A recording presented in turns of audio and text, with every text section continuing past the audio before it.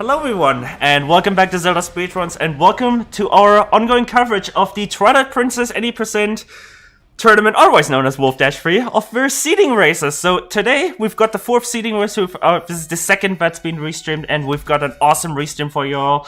As usual, we still have the, sorry about that, I believe that was fixed. We had a little bit of a, of a chat hack yesterday, but unfortunately that has to be turned off.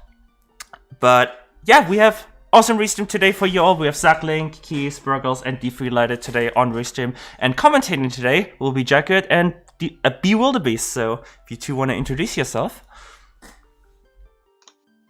Yeah, so I'm Jaquaid. I was here on, I think, Wednesday for the last race, and we should have yet another awesome race. Some really great runners here.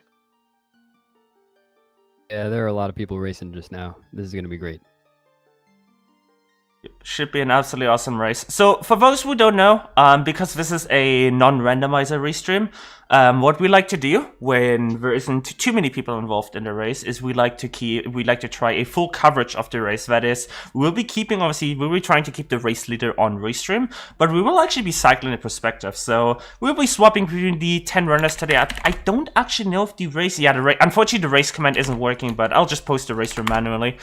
So that's the race room right there, but we'll be cycling between like everyone's perspective every, I believe, 30 minutes, that's what it was, right? Yes. Yep. But yeah, it looks like all of them are readying up, 6 ready to go. Should be a good race.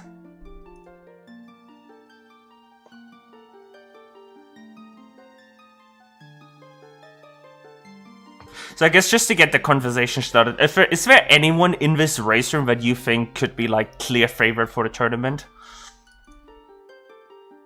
So, Case is he's the world record holder, so I mean he's definitely pretty up there. But also, as we saw on Wednesday, Zach has also been playing extremely well recently. So I would not be shocked to see him win it all too. Yeah, definitely not. And I mean, Marco's been climbing the ranks very recently as well. Yeah. He definitely holds his own. Yep, should be a pretty awesome match. Right. One person left to go, so I'll leave you with our 2 commentators today, and enjoy the match, everyone.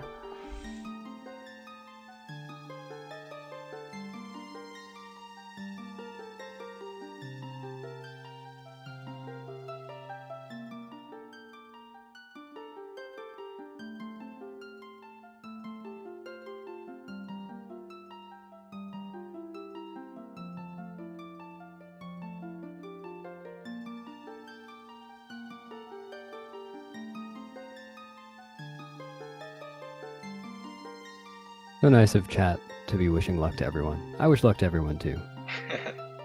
Yeah, we wish the best of luck. We want to see a lot of really great times. And, you know, with this many runners, I don't think it would be impossible to see a PB in there. Very possible. Didn't you PB in your race earlier today? I did. Yeah, it was very nice. Breath on that. Thanks. Yes, speed of luck. What? We have 9 runners, so what's hold on, 9 times 7, so 60. I want to see no more than 63 Zelda cycles. Yeah, I'm not sure that that's going to happen, but we'll see.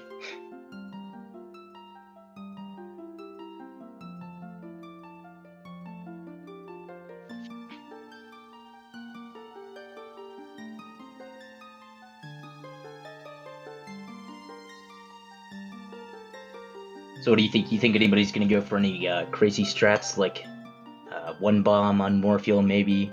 I don't know if anybody wants to go for Norgor. Probably not in a race, but maybe. I would be very surprised to see that one, yeah. One bomb, we're going to see at least some of that, I'm sure. Some attempts. Well, RNG depending, yeah. I think we'll see what do you think? See a few DSS probably as well. Oh, absolutely. Yeah. Yeah, races are not a time for Norgor. Unless someone just really wants to show off. Been practicing Norgor constantly for the past month or something.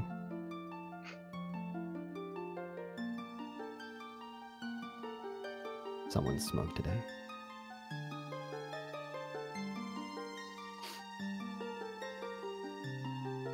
What I'm most looking forward to is all the bow fights thing at once.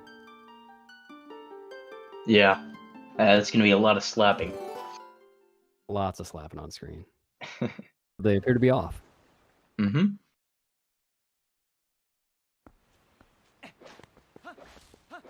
So coming up here, they're gonna use a rock to clip through this gate here because the gate's just kind of in the way, and we don't want it to be there.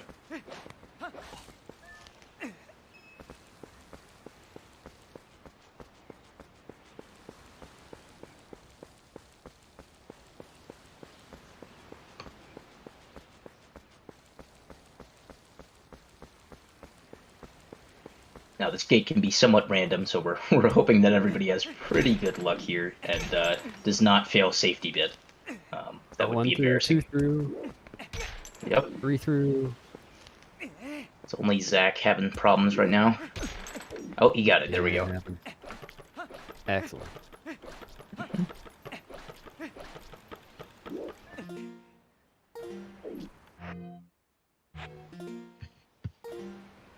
Everybody's just now doing a trick called back in time. They're loading themselves on the title screen. Pretty cool trick, just got to void out and reset at the same time. And they're doing it in such a way that they definitely will get it. Usually when you run this game, you do that in a less safe way, and you just reset if you don't get it. But obviously in a race setting, that doesn't work out.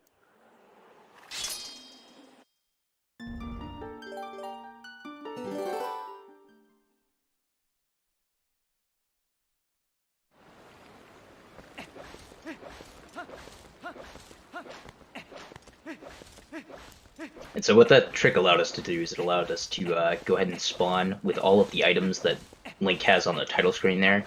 And we can just go ahead and immediately go to Tallow and move on with the run.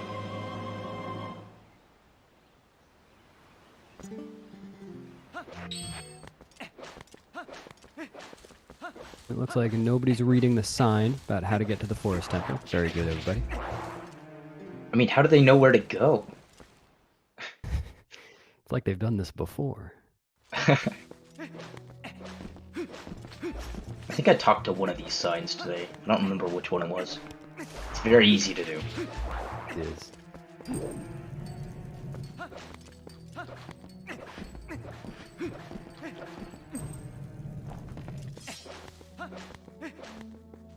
This is where you get to see everybody warming up their rolls. You just get to roll across this long area.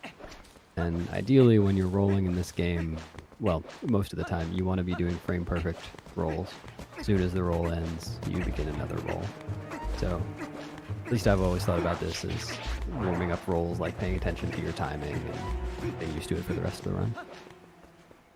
Not much else to think about at this point.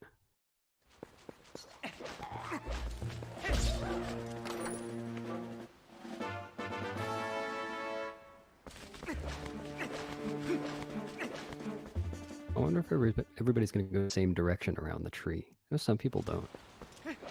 Now, 3 for 3 going on the right side.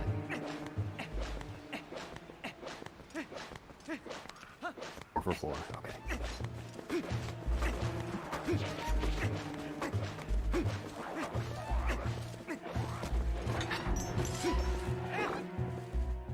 Oh no, we appear to be making chat hungry with all this talk of rolls.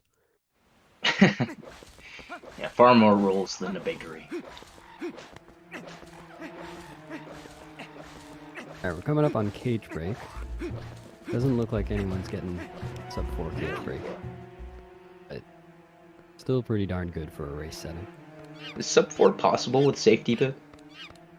Oh, that's a good point. I didn't think about that. I doubt it. Yeah, these are still pretty good times given safety bit. So.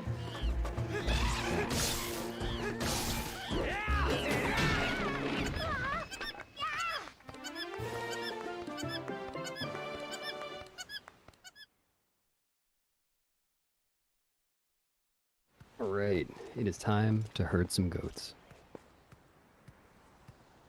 This is going to be amazing. What I would actually love to hear right now is the audio from all 4 games at the same time, not synced up. It's the goat music 4 times at the same time. Yeah, so ideally these guys will all get under 20 seconds. It's 2 minutes and 40 seconds better than, I think, Mayor Bo, whose record is like 30 or 3 minutes or something like that. Obviously didn't practice very much. Like, Adi's getting 1804. Case is getting an 1804. Very nice.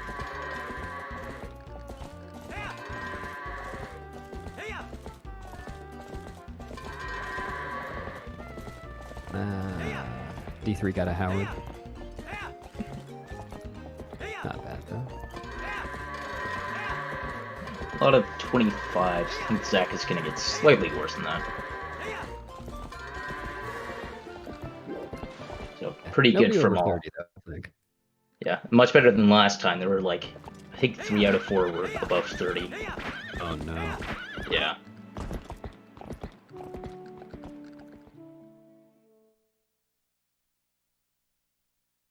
So now we get to slap the fat man here, so that he gives us his boots that are made of iron for some reason. Very fashionable. They go Clank. Yeah, you're not casual. You don't get the iron boots until way farther into the game, but it's back in time shenanigans that caused that, right? I don't actually know this.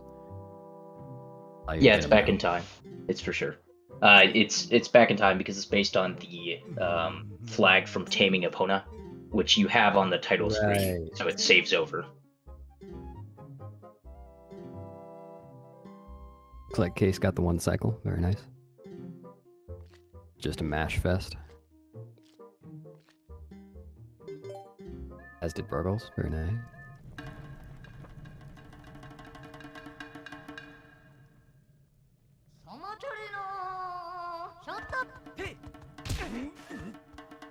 Oh, awesome, George. Thanks.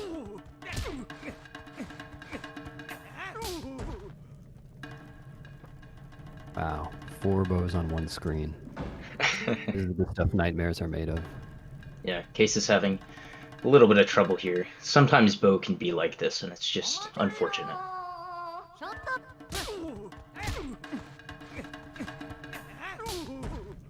Looks like this is where Zach catches up from the troublesome rock right at the beginning. Yeah. Ruggles apparently having even more trouble. Yeah. Theoretically, this fight can last forever.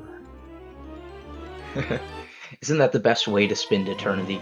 Just, slapping Bo over and over again. That's Yeah, my something version of like heaven, that. of course. Yeah.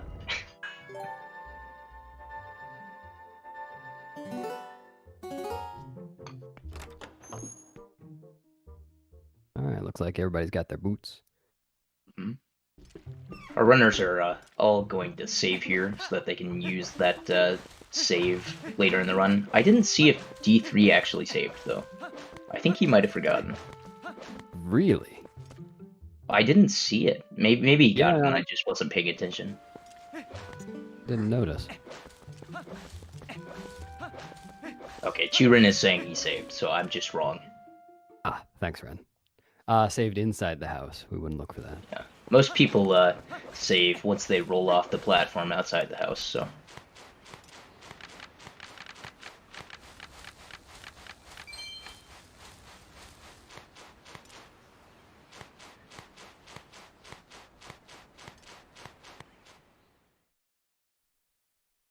Alright, and now to see some wolf action. This is where the run gets edgy. There's a cool trick here. I think everybody's going to try to do. You can break this box during this little few second non-cutscene time. What does that save? Like a third of a second?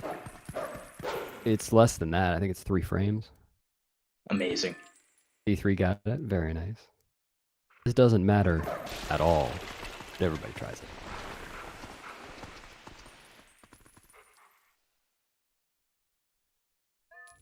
Wow. Oh, that's interesting. Bruggles just did that in a way I've never seen before. I was about to say. He actually got it.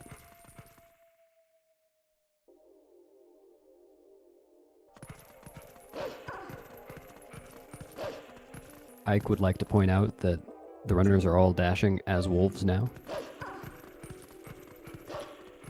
Would you say that's a Wolfdash? Yeah, you know, I guess I would.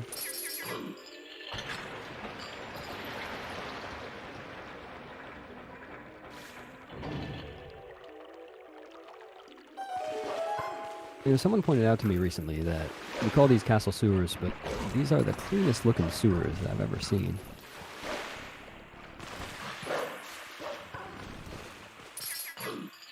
Yeah, I mean, it's basically And again, just water. that said, I have not spent a lot of time hanging around in sewers outside of TP. I don't think they look like this, though, I have to say. I would expect not.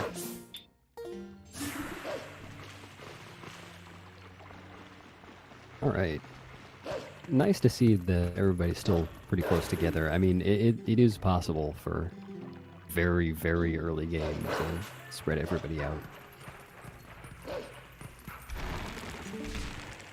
We're all in Probably. the same area. We'll probably see a little bit more spread from Sword and Shield skip. Definitely.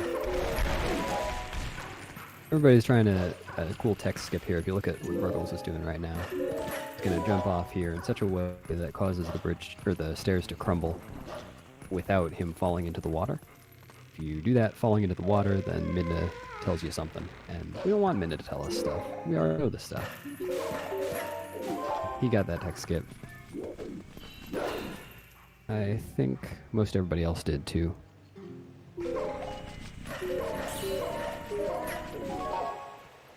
See if these guys get this text skip at the top of the tower here.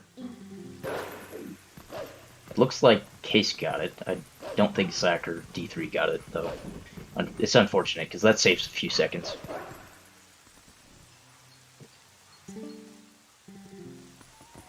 Oh, Case didn't get it. Okay, I guess nobody got it. Ruggles might have got it, but I wasn't looking.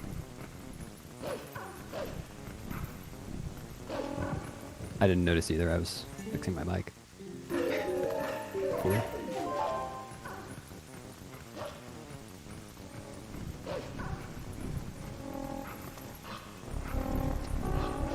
Hopefully nobody gets owned by the birds here. I haven't seen anybody get owned. These birds can be, well, depending on how the run's going, a run ender. Yeah, I game over to them once. That definitely ended the run. Oh man. Alright. Coming up on Sword and Shield skip. On the only. Yep, so the runners are going to take this Bulblin, who is named Hugo for some reason. I don't remember who named him. And we're going to take him over to the loading zone and then use him to jump really far to jump over some Midna text.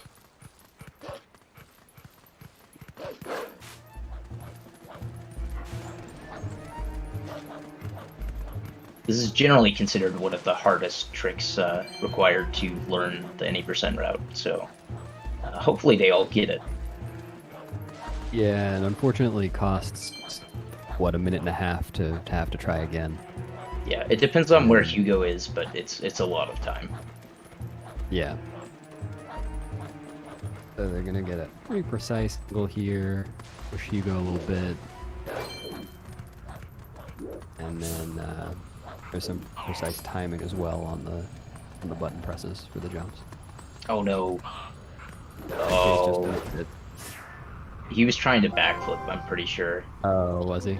Yeah. I got it. D3 missed, it looks like. Got Burgles That's coming up on it. unfortunate. It is.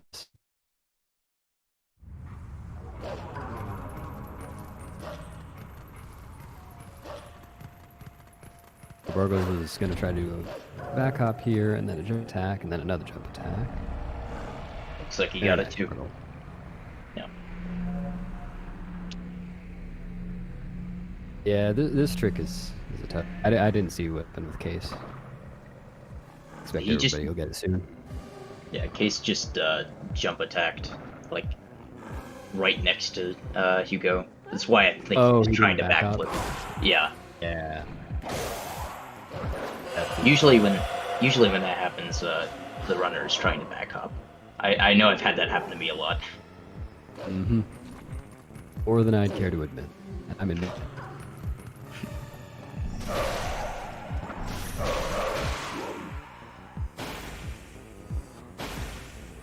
Oh no. Oh man, you missed it twice. That's gonna make this race pretty competitive. Yeah, well, hopefully he can recover from that. Looks like D3 also missed it again. Yeah, this trick is somehow more precise than it looks. Even when it looks pretty precise.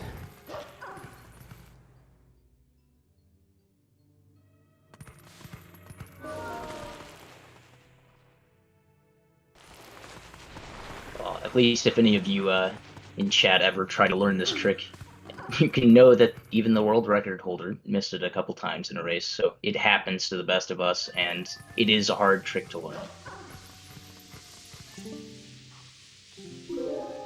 Zach and Bruggles, on the other hand, coming up on a trick called Early Master Sword here, which allows us to get the Master Sword early. It is a well-named trick. It's actually pretty similar. It just involves a super jump using a mid-to-charge attack. And the goal is to position an enemy and time the attack such that you jump up onto a wall you're not supposed to be able to get up onto.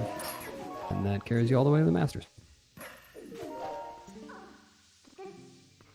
That case got through? Okay, case got through. D3 is about to try. Oh, that was... I am sorry about that. We're having an issue. Okay, somebody must have just opened the scene we have on Restreamer. So I will get that fixed. Sorry about that. We just had a Restream error there. You may want to refresh your commentary pages because that might have messed with the sync we have, just so you know. Alright.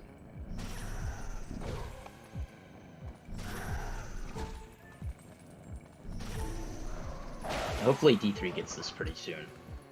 Yeah. Well, it looks like Zach and Bruggles are currently doing EMS, the Master Sword. Zach missed it on the first try, but you can try this as many times as you want. Oh, he missed it twice. And Bruggles is getting like horrible luck on the swings. Yeah, you have to get just the right kind of swing from the enemy there. Also, you gotta be careful not to die here, and they're both on one heart, which is terrifying. Dying here means redoing a lot of stuff. There, Bruggles gets it. Oh, man. Zach keeps missing too far to the left. Fortunately, this doesn't cost nearly as much time as missing Sword and Shield skip. Oh, D3 is not having a good day today.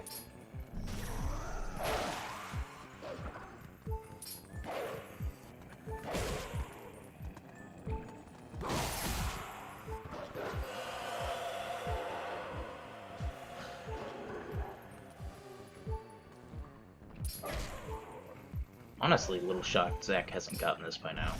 It's really not great. Oh, there we go. He finally got it. Yeah, there we are.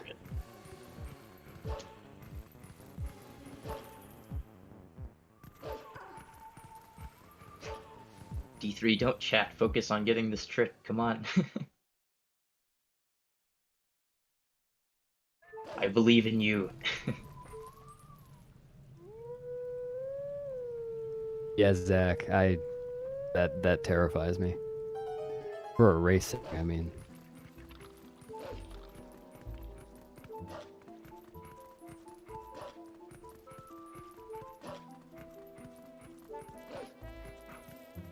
Zach and Bruggles now doing the captivating Skull Kid chase sequence.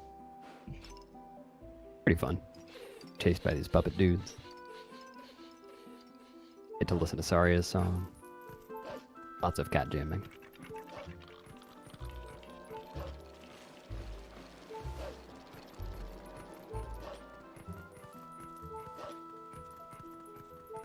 D3's being extra careful on this Sword and Shield escape. Let's see if we can get it.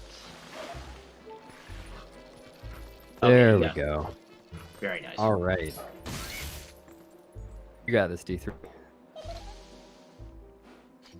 Oh no, I just put it out on his EMS jump. Oh, did he jump too far to the left? I didn't see. I just saw him voiding out. Yeah, if you don't do Oh, that no. jump in a very specific way, then you void, and you have to do the hard part of the trick again. It's unfortunate.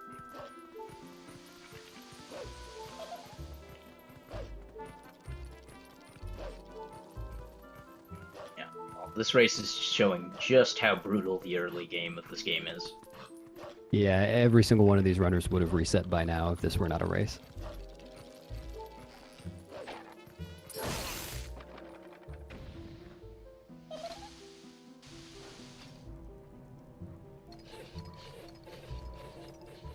Oh, I have to disagree, George. A rabid cat jammer.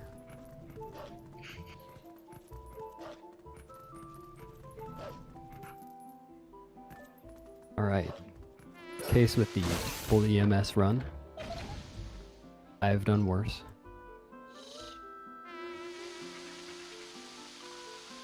Looks like Bruggles is going to be the first one to get the Master Sword here.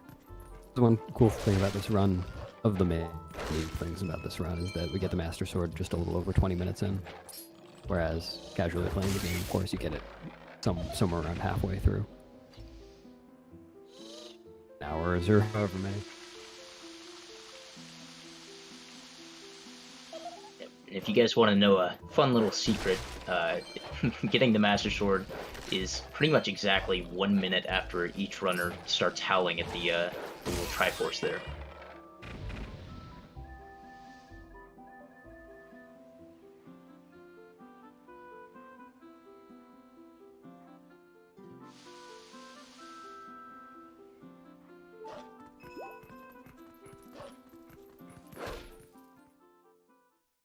A lot of comments whenever I'm doing this puzzle before the Master Sword that, you know, something like, oh man, this was the hardest part of the game, playing casually. It took me hours to figure out this puzzle.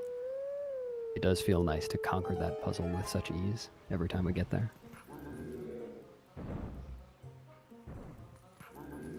Alright, struggles with a 2015 Master Sword. Bad for a race.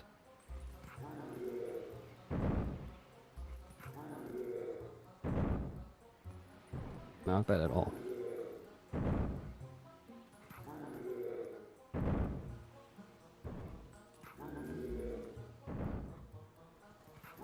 It's really rare to see any sort of 21 during a race. It happens, but it's not super common. Unfortunately, D3 got hit by the Shadow Beast and is gonna have to see the game over screen here. Oh no. Does that put him all the way at the beginning of Faron? Yes, it does. He has to do the jumping over the purple mist again, I believe. Oh no. Oh, that's so bad. Yeah. This is gonna be a catch-up race for D3. That's in a setting like this, you just have to be thinking about all stuff you can do well later in the game, and not sweat this stuff. Yeah. 'Cause there is a whole lot of game left.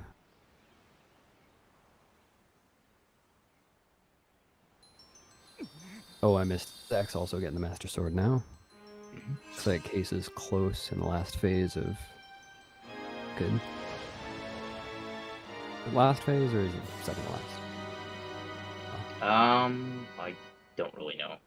Yeah, hard to tell. I think this is last. Yeah.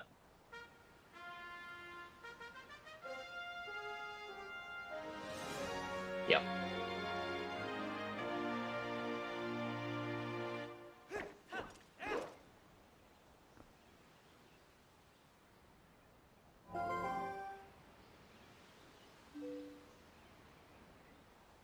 Oh no, Sloth said he had a bad puppet fight.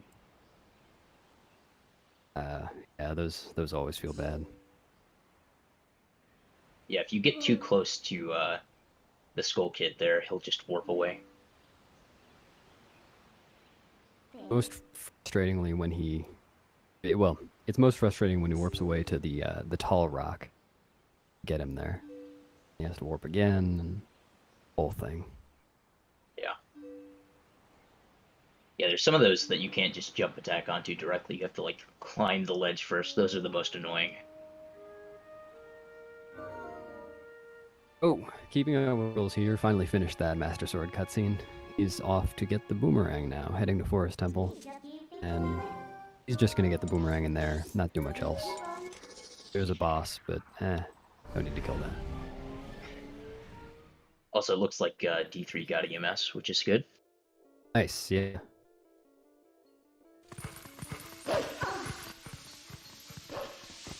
So yeah, Bruggles, since he has the early What? Master Sword, he can just turn into human here and go through the mist by using the lantern to blow it away.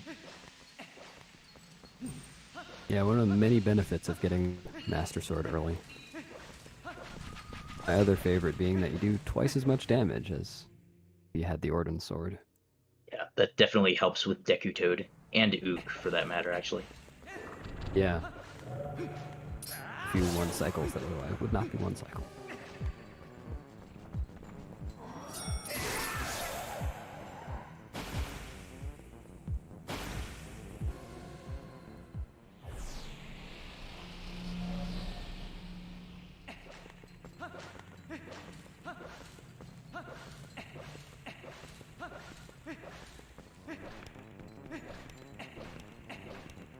When Bruggles steps into the Forest Temple here, he's going to do another instance of Back in Time, where you load yourself on the title screen.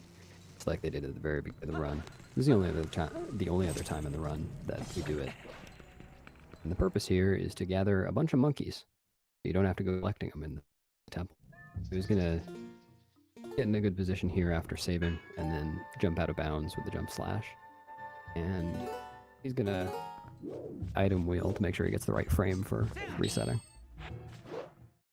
Got the early frame there, so hopefully he covered that. Very nice. You got it.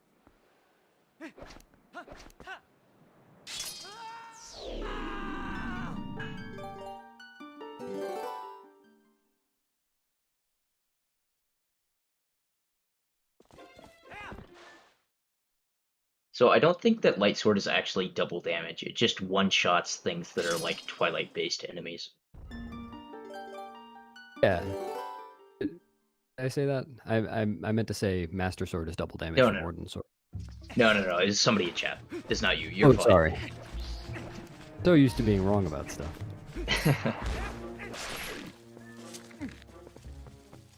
But yeah, I think to answer the underlying question there, if you don't have the Master Sword yet, like you would in a TPHD run, then it would be a 2-cycle minimum.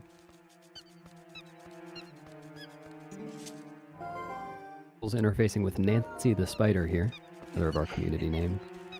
Hope Nancy will turn left here and give Bruggles some good luck. Oh, it's a little hairy now. You Who named this? Who named this spider, by the way? Is a great question. I haven't a clue. Oh no, Bruggles, no! That is just the most frustrating thing. Yeah, if she's not facing fully left, she will see you and snipe you. What's really awful is that casually you're supposed to have the slingshot here, and you're supposed to shoot it and kill the bugs very, very quickly and easily, but we never get the slingshot. It's just time consuming.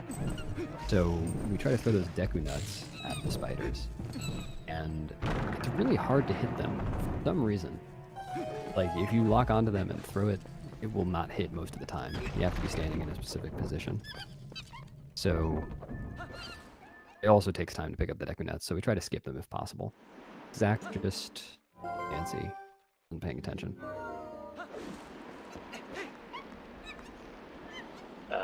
So I think George was asking if we wanted to keep just Bruggles on or both Zach and Bruggles on. What do you think? I think we have a ton of runners. I think let's just keep one on. Okay. That's my opinion. What do you think? Yeah, that sounds good. I've been doing a bad job of reading chat. No, it's fine. Was Zach saying we're quiet? Yeah, I don't know if we're quiet. I think we're fine because I was listening back to the stream from last time and I was pretty loud. So Oh, okay. yeah, I think it's just on Zach's end.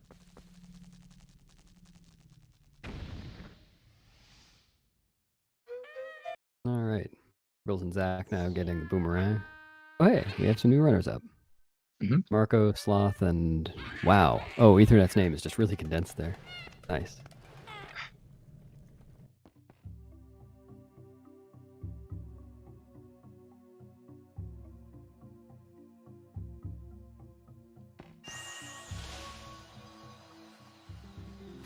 Oh, everybody's in Forest Temple now. Nice. Oh, okay, George.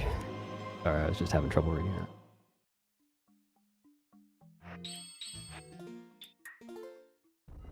All right, so Sloth is Ruggles. going through. Go ahead.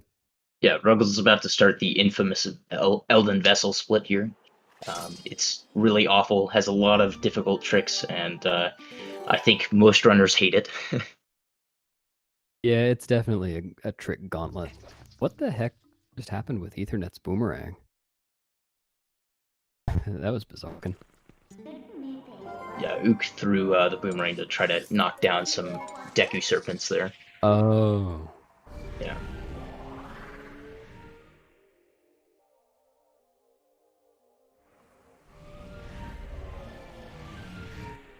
Yeah, the first big trick of this, well, I guess it's not that big. First annoying trick of this gauntlet that Burgles is starting and Zach and some others are getting into right now is something called Fair and Escape. And it's not that bad sometimes, and sometimes it's really that bad. It's gonna be our first abuse of a mechanic called the Boomerang LJA, Boomerang Long Jump Attack, which allows us to jump really far distances using the boomerang. He's going to use that to jump over a mid-text trigger here. Very nice. Did a good setup there. But it's an Sloth oddly... Sloth is having problems with Nancy right there. Yep.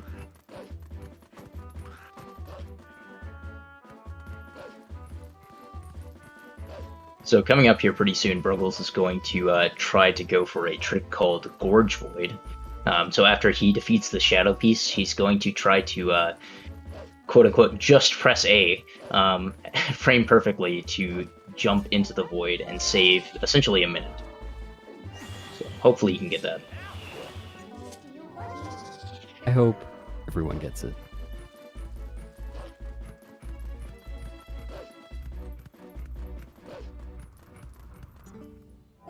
Yeah, I guess you also have to hold L and then press A. But That is an important close one. enough. Even maybe more important than that, well, I guess equally important, is that you have your controller plugged in. I once started practicing Gorge Void and realized after several failures in a row that I didn't have my controller plugged in. How did you even get into starting the attempt?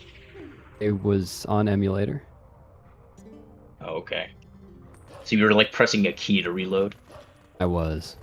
Ah, that makes The sense. save state set up already. Yeah. That was a time.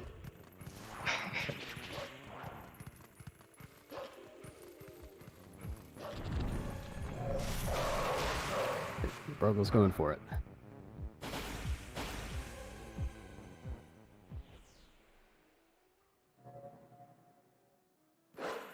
And he gets You it. got it. Very nice. He did just press A. But unfortunately, it doesn't end there. He now has to do a trick called Rupee Roll, which also abuses the Boomerang LJA mechanic, which it'll be abused in basically every trick from now on. That's not really true. A lot of them. Stand in a specific place, pick up a rupee while he's on top of a fence so that it gives him some text. And he can roll over the other side of the fence. And then roll, or, oh no. I think he failed. Yeah, he's too slow. Yeah. The unfortunate He's gonna thing go- about this trick, Yeah, go ahead. the rupee's on a timer. You have to do it before the rupee despawns, so you have to do all this precise aiming very quickly. Now he's just going for a backup. I feel like he's just dancing now. Not sure what's going on there. Unfortunately, that means he has to save and reload the area. Actually, you know what? He didn't pick up the yellow rupee. Could he have just voided there instead of saving? Because he didn't get the text yet.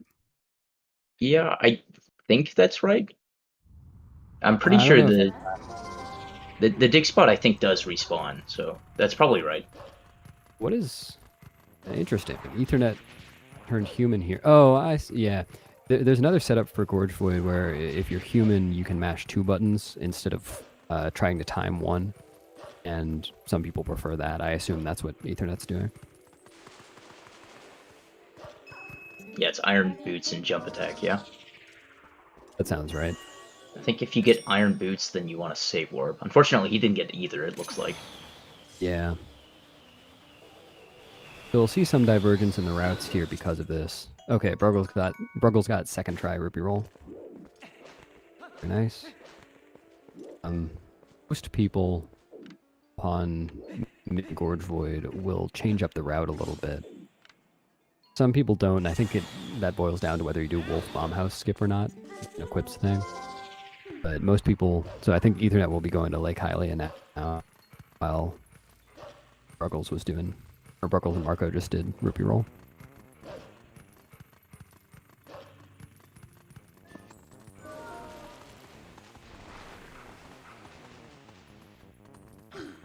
Marco just got that first try, yeah.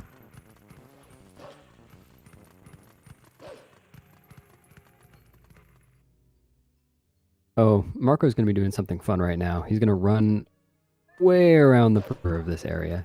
Make sure he doesn't hit a trigger. There's a trigger for a King Boblin fight there. Where, and if you hit it at this point, then it wastes a little bit of time now, but it also wastes a bunch of time later. You have to do something kind of silly to get to City in the Sky. Yeah, I think most of the time loss is just because a lot of people do not know how to do the backup. But if you know the backup, it's not super bad. It's over a minute still, even if you do everything, right? I don't think so, actually. Oh. It loses some time in Vessel Split, but I'm pretty sure... I mean, it's like really fast. You just go quickly into Graveyard and hop down into the area with the cannon. It's almost the same speed. Really? I mean, you have to run around the perimeter of the fountain, don't you? Yeah, but that doesn't... Not, that doesn't take very long. Well, that's good to know. Yeah.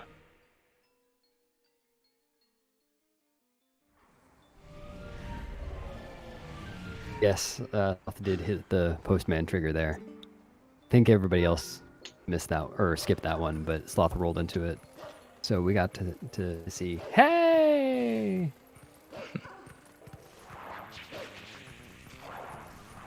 Okay, so we got a question here. Sorry, go ahead. Oh, no. Okay. First, please. Okay, sorry. We got a question from chat about how many people are in the tournament. I think we have 25 right now. I just wanted to answer that real quick. I'm sorry. Oh, yeah. I'm so bad at reading chat. And we have 9 people racing right now, but 25 or so in the tournament, yeah. Interestingly, Ethernet didn't go to Hylia after Gorge Void. He came back for rupee roll.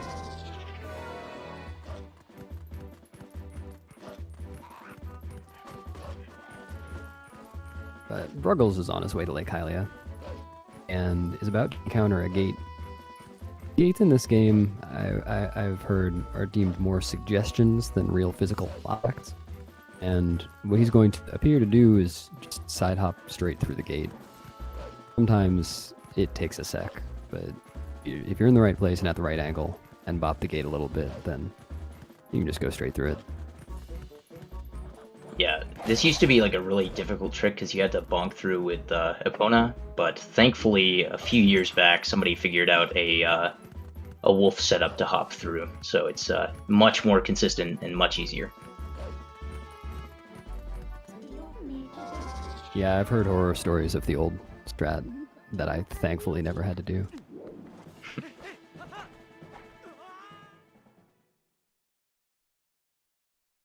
And speaking of the gauntlet of tricks this segment, Burgles is also coming up on one called Pillar Clip, an old favorite. Is going to try to clip out of bounds using a pillar, get into Lake Bend Temple early. Does not have the Zora armor, nor will he ever get it this run. I assume he's not doing the ZA route. And so he can breathe underwater, meaning if he fails this, he drowns. Then gets to try all over again. Yeah, as far as I know, everybody in this race is doing the same route, so it's a little different from last time where we had like 3 different routes. Oh, is D3 switching back to Zora armor? Yeah, I don't actually know. He might be doing a Zora armor route. And Burgle's got Pillar Clip there. See the whole orange out of bounds area? Very nice, Burgles. Oh, Marco's doing it too. Whoops. Paying attention. Nice on Marco too. Always nice to see people getting Pillar Clip first try. Like Sloth is having some trouble with the gate here.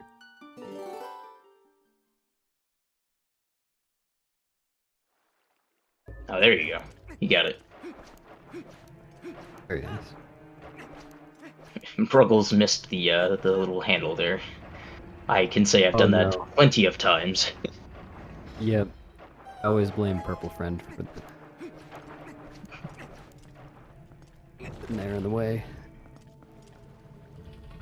He just wants some love. Yeah. That's what Purple Friends are for.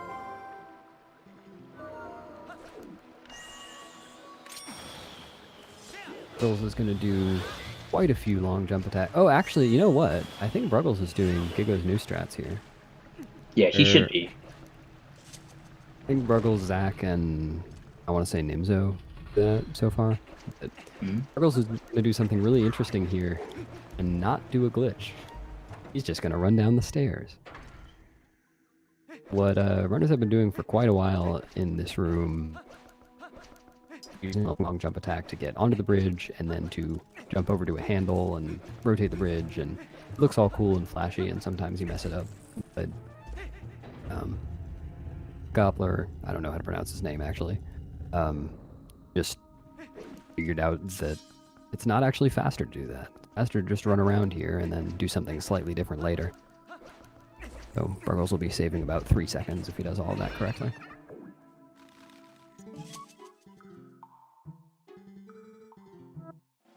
Like Ethernet's at Pillar Clip, and he should be getting that first try. Okay. Did I miss Sloth doing it? I guess so. Cool. That's a bunch of first try Pillar Clips. Nice. Yeah, Marco is also doing this new route with the bridge. Oh, good. Yeah. Say, oh, good. I haven't learned it yet. I need to go back. Yeah, I don't want to mess up my muscle memory for boss key skip, because you have to do a slightly different setup. We'll all adapt eventually. Pretty new. So earlier when we did a thing to get a bunch of monkeys, we set some flags, and we still have some of those left over, so we can just look up at the ceiling and start this mini boss fight, which is very nice. It saves a ton of time. Unfortunately, it doesn't spawn any monkeys into the room. That would be very nice. Burgles is going to, well, and Marco, they're both here, attempt to one-cycle this mini-boss by slashing with very tight timing from a very specific place. Over to the tongue. Burgles gets it, very nice. Marco's getting it too. Yeah. Good work, everybody. It's one dead toad. I get the claw shot.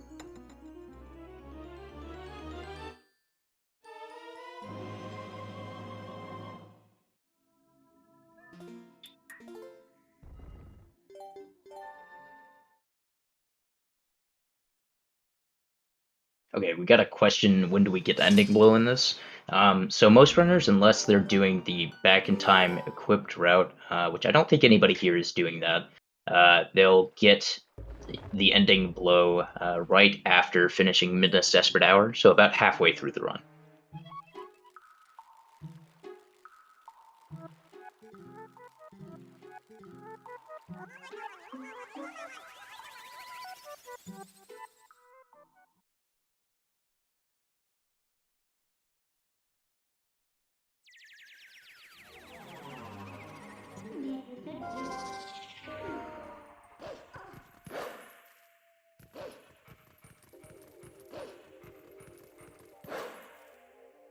How many So there's Zora like armor? there's a Sorry. very specific way that you normally fight this bird over here as Wolf in order to start this flight. But since we have the Master Sword, we can just kind of ignore that and just swim into the water, and then for some reason it puts us in the flight. It's very nice. The fastest way to do this trick has an unfortunate consequence of soft locking the game if you fail it. So Ruggles is going for it now. It looks like it's a bit risky. No. Weird place for transforming. Like Marco's going for it as well. The idea here is to to run into the water, follow Link into the water, and kill the rider just by touching the water. Water kills him. Mm-hmm. Both Ruggles and Marco got it, so no crashes yet, which is great. Oh, should I not have said soft lock? You can't. Yeah, the game does crash. Never mind. I remember failing that now. Yeah, it's a hard crash. Ruggles and Marco clipping out of bounds here to fly more directly to the exit. You're welcome, Burgles, by the way. I taught him how I do that like 100% consistent a couple days ago, I think. Quaid, you mind teaching me how to do that 100% consistently? I have a video I could link you, I guess. Oh. So, by the way, if the runners get grabbed by the Kargarok, what they ideally want to do is try to input the reset command as soon as possible to avoid the crash. But if they crash, then they would have to reboot their console and then go back from the previous save, which thankfully is only a couple minutes before where they would have crashed there. Yeah, I've heard the time loss compared to missing Sword and Shield skip once. Is that on the order of 1 to 2 minutes? Yep.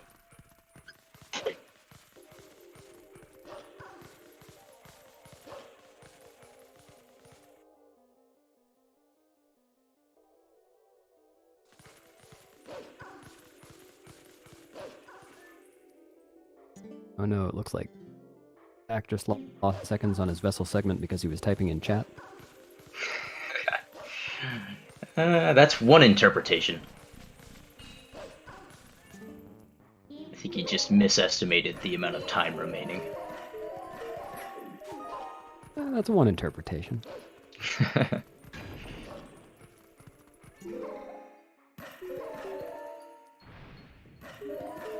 Looks like everybody's going for the quick Kargarok kill, which is cool. I expected to see some quick fights.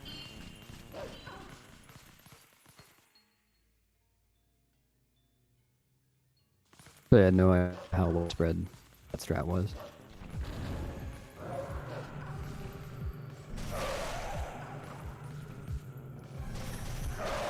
Bruggles in chat basically saying that he's going to pretend he missed Gorge Void. I do that a lot. Yes, I'll tell chat sometimes. You know, we have to agree that I missed Pillar Clip, that I didn't, fail early monkeys by voiding in the room before Boomerang or something like that.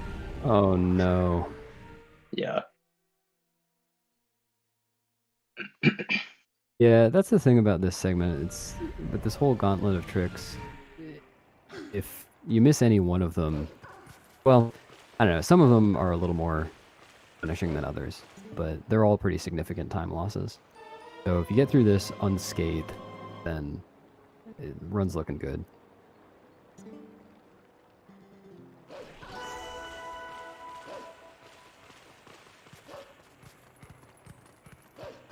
So we speedrunners can type in chat during races because we have this little secret called loading zones.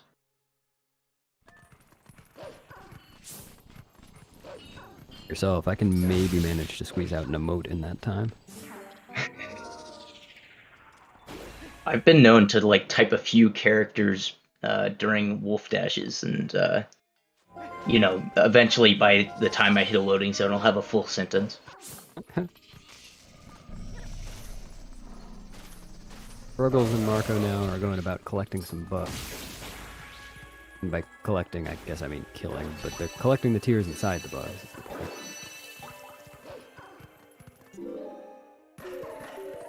Bunch of little optimizations in these segments. The room that they both just completed, I'm actually really curious to see how everybody does. Ruggles and Marco just did that the same way, but there are a lot of different strats for that room.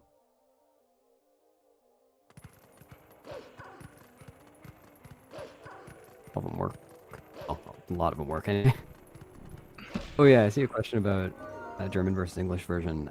I don't actually know how many or exactly who is running on German and who's running on English, or if there are any other languages in here, but German is the fastest language for this category. Or at least, I don't know, is that route dependent? It must be. Well, I think it's based on the Goron bomb bag, so every route I think gets that, although I could be wrong. Not the Zora armor routes.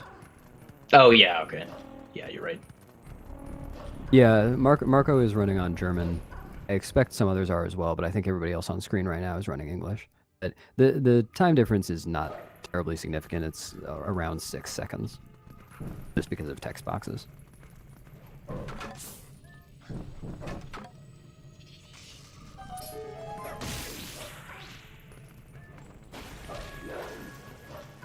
Aqua says, in any percent, German text is faster even without the bomb bag.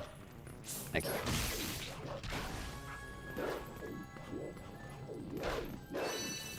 Oh, is Burgle's gonna get the rupee here? No, the rupee there. Interesting to see what everybody's rupee route is too. One of the things about running in this run is that we have to get 300 rupees by the time we finish Arbiter's Ground. Nice bonk into the loading zone there, Burgles. We have to get 300 rupees by the time we get to Arbiter's Ground, or finish Arbiter's Grounds, so that we can pay Fire to rebuild the Sky Cannon to get to City in the Sky. And there are backup rupees right there on his house, but we try to get up to 300 by then without wasting any time.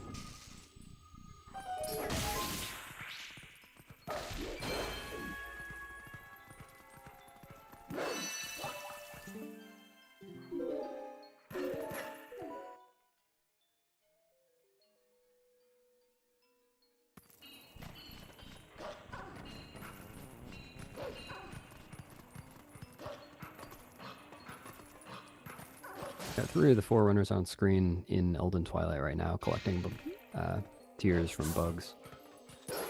And that segment's only 7 or so minutes long. Not too wide a spread there.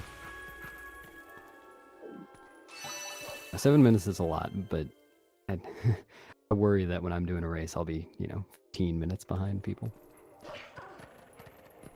So Burgles is about to do Wolf Bomb House skip here. Or not Wolf Bomb House skip, Bomb House skip.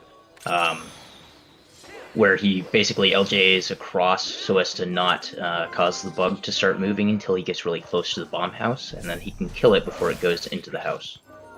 And that saves like 30 seconds, I think? I think it's a little more. There's a whole lot of cutscene if you go in bomb house and do it normally. Then you have to run back in and get the tears. The whole thing. Unfortunately, failing any part of that trick is pretty costly, as if you go for the trick and then fail it, the bug gets inside the house, then you have to do it normally anyway. So you've lost all that time that you're using to set up. And if doing that LJA and fall, then you have to go up there and do the whole thing again. And go inside the house and then come out the top. Is what makes doing it the harder way, as Wolf, terrifying. Much harder to control as Wolf. So to answer George, by the way, Bruggles is, as far as I can tell, of these four, still in the lead. Yes. Yes, he is.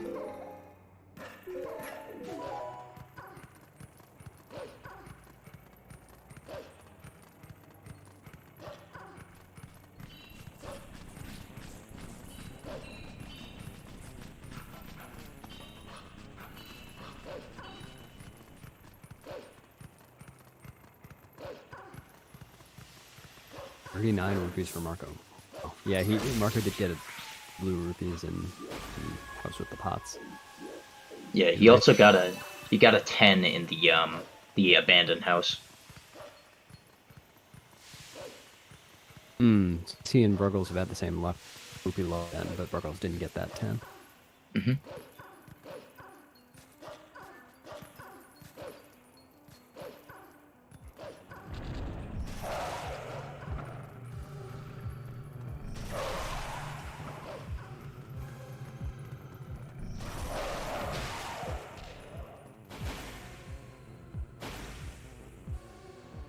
So the four runners we see are going to essentially be whoever's in the lead out of the four that we're showing is pretty much just going to stay on, and then we switch in the next three runners we have not yet seen, or we haven't seen in the longest time, basically. At least that's how we're doing it right now.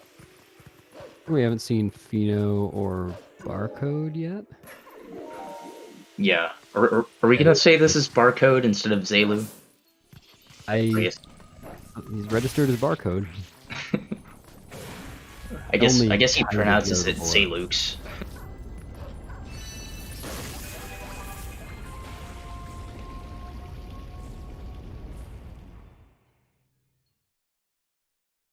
Yeah, I agree, Simi. I want to just say Zelux. I don't know why he's insisting on signing up as Barcode.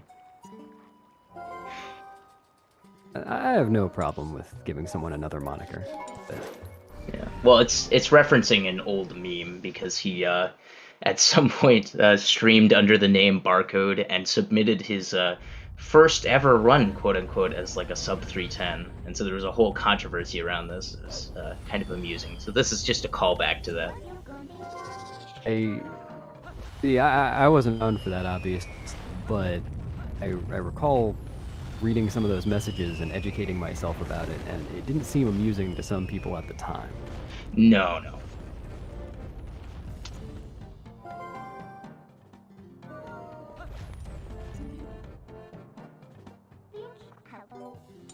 Alright. Ruggles is now getting his reward for having completed that Twilight section. He's warping Meteorite over to Zora's Domain to un-ice the place. Unfortunately, just missed a little text skip that seconds. That's the toughest text skip. I don't know, I never get that one. Same. I don't know why. I mean, it should be the same as all the other frame-perfect ones, but I always fail. It feels like it's just half a frame now. Yeah. Marco gonna get it? No, Marco didn't get it either.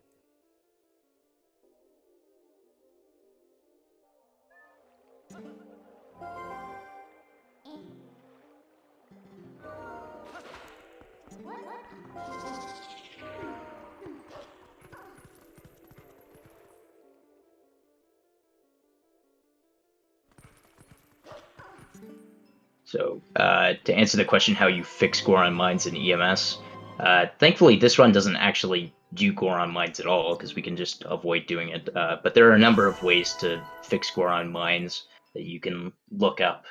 There's several different ways to do it now.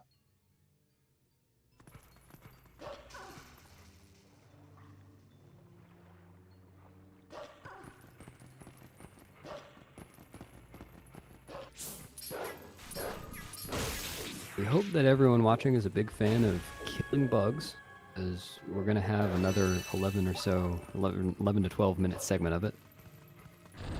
Just different bugs this time.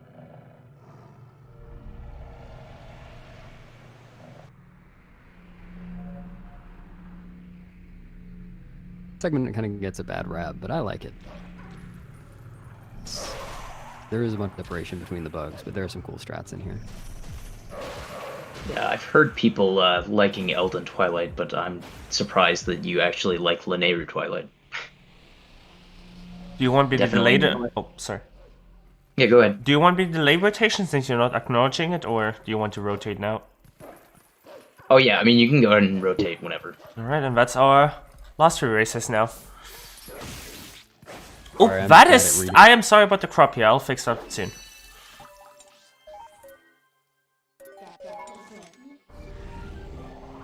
Oh, Garm. I don't know who that is. Cool. Yeah, he's been around for a long time.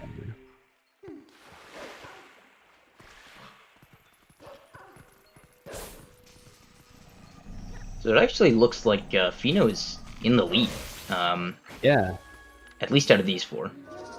Yeah, he's just ahead of Bruggles, and he's going for waterfall side hop here. He just missed it. That's unfortunate. So I have a question, by the way. Is it faster to save warp here or do this backup that he's doing right now? It is faster to save warp. Oh, I don't know how okay. much faster. But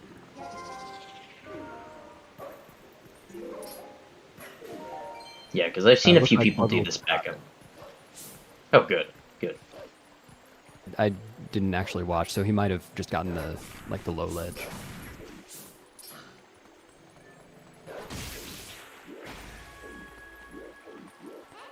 Fino is, well, I guess Fino's just behind Bruggles now, but that, to answer the question in chat, that's why Bruggles has been up the whole time, is that he's in the lead.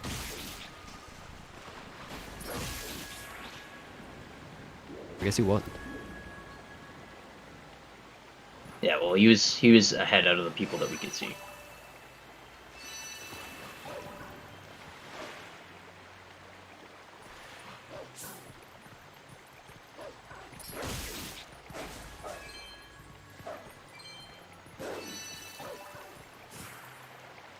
Bruggles just passed, is now approaching the dreaded lily pad bugs.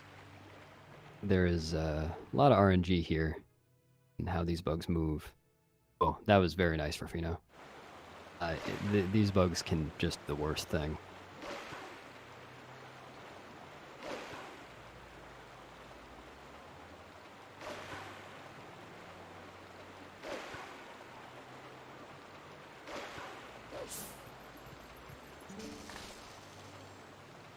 Oh, nice. Yeah, I'm just noticing what chat noticed a couple of minutes ago, is that barcode is rendered as LLLLLLL here. A fan.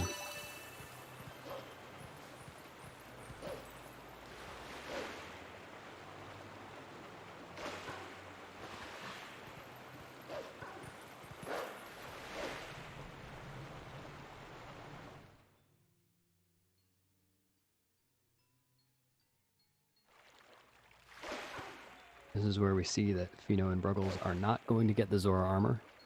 And the Zora armor then I'll at the stone here, but not getting the Zora armor makes more sense to do it a little bit later.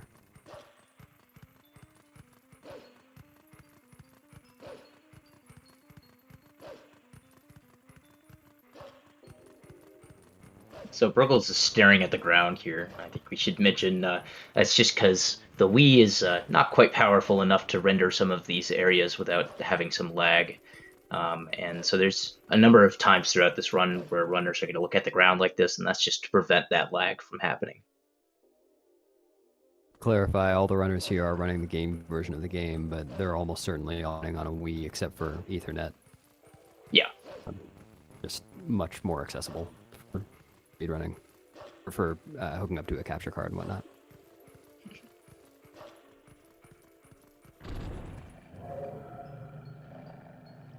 Oh, Simi's out there standing up for Wii's. Doing the part that... Regardless. I see. Kid Okay. well. You've offended Yeah. people. Well, I was just wrong. That's fine. We've corrected the record, so we're all good.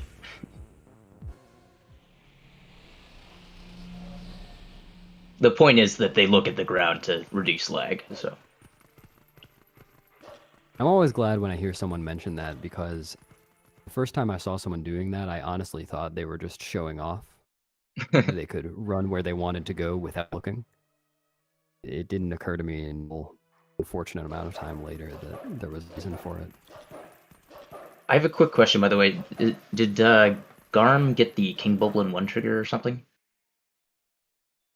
I didn't notice. Oh no. I don't know what he's doing. Yeah, something has happened here. I've never seen that before. No. Oh, he's doing no save and quit. Oh, okay.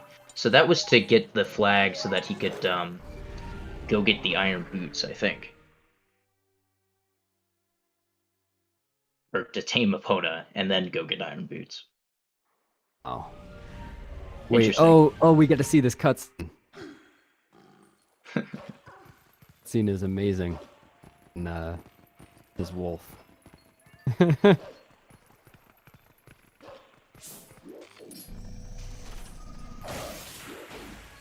Everybody else is doing cool Nehru strats right now, but I just want to watch this cutscene. Yes, the famous taming horse as wolf here.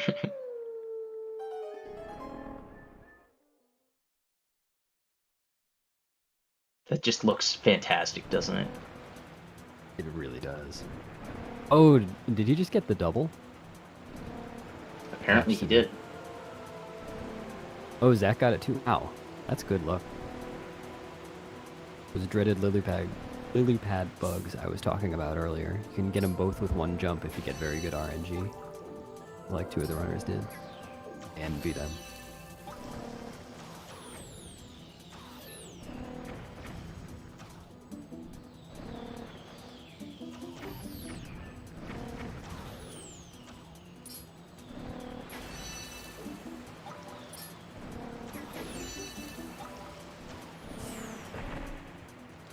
Struggles here is coming up in the boss bug of all the Twilight sections. Well, of the 3 Twilight sections, we skipped 1. And this bug is large, also named Derek for some reason. The community. Not this one, the next one. I don't think I'd ever heard that name before. Really? No. And I'm certain I didn't make it up. Someone told me that. Huh. Right? Somebody back me up on that. I mean, I guess somebody has named it Derek. I've never heard that at all. Really, Simmy? Really? Oh, I'm baffled. Well, we'll think about that more later. But anyway, Bruggles is doing some stuff now. Talk about the... Yeah. Bruggles is... So he's fighting the boss bug here, and he's trying to interrupt the attacks each time to grab on quicker and get through all of these cycles faster.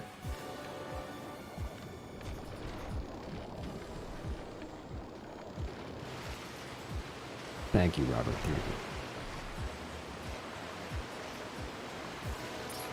Leo's and Derek as well. Okay, Sparkle's got both quick cycles there. Also going to kind of bonk here while doing the mid-charge attack. There he goes, in order to skip a cut. Well, cut the cutscene very short, I guess. Animation, not a cutscene. Anyway, he saved some time. From the snippets I've caught, it looks like Bruggles had a really nice Lenero just now.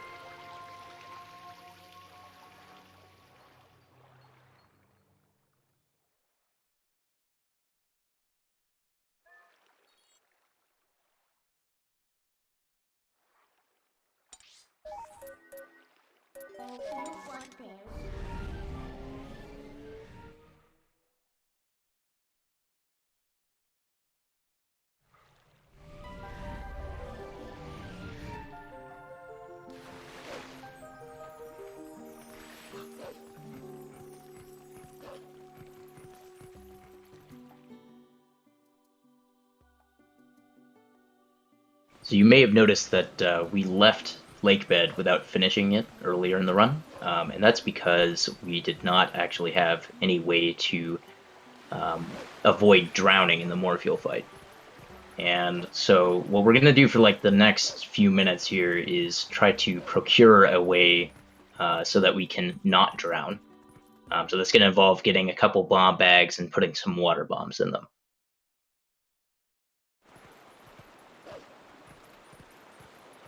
Answer the question in chat. Garm is doing bow 1 hour in because he's doing no save and quit, we just learned. And with no save and quit, you can't do back in time. Trick that everybody else did at the very beginning of the run, in part to get iron boots early. So he had to do a few other things and then come back for them. The no save and quit, I don't know so much about it, but I know the record is something like 20 minutes slower than 10 to 20 minutes slower than any percent record. Is that right? Yeah, it's closer to 10, but I think it's a little bit above 10. Yeah. Yeah, it's quite a bit slower.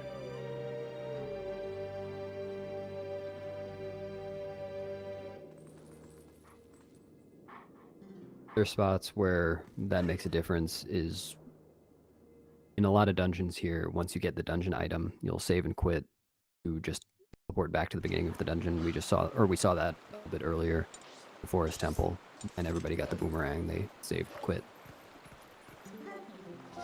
and that'll happen again on spinner and double claw shots. Oh, and claw shot.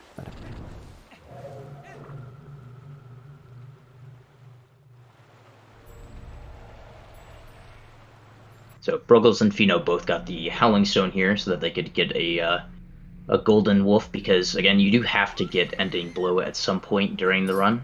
Otherwise, you couldn't actually beat the game, because the final input is the only thing that requires Ending Blow in the entire run. And it's possible to get all the way to that final input without realizing it. Yeah, it's not required anywhere else.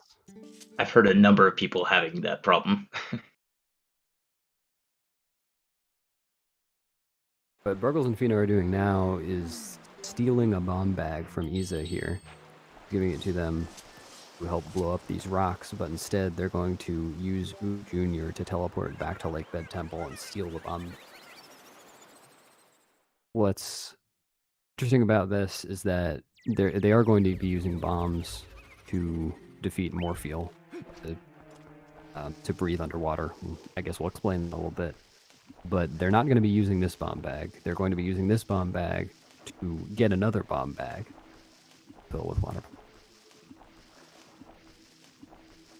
Right, and the reason why they have to do that is because this bomb bag is going to disappear after a save warp, and it doesn't take that long to get another one that is permanent. And we do need a permanent bomb bag with water bombs in it so that we can actually beat the Zant fight, because there's another underwater section. Oh, you mentioned Epona gate clip earlier. Garm just got it. Very nice.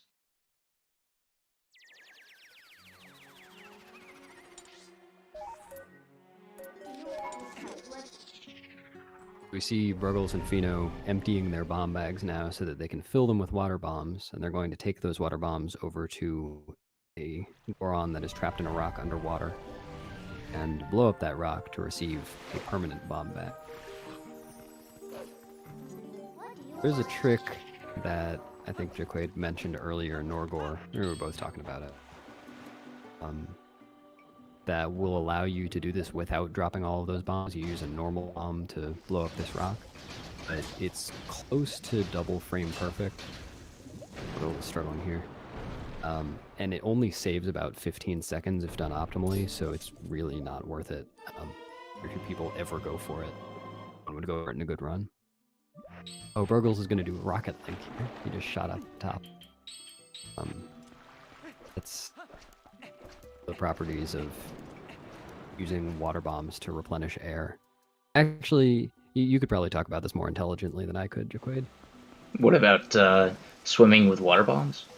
Yeah. So there's essentially three ways to swim with water bombs. So you can either stand still and pull out a water bomb, and while pulling it out, you force unequip iron boots, so you start floating with it. And if you want to do it that way, then you need to not move your control stick, otherwise Link will drop the water bomb.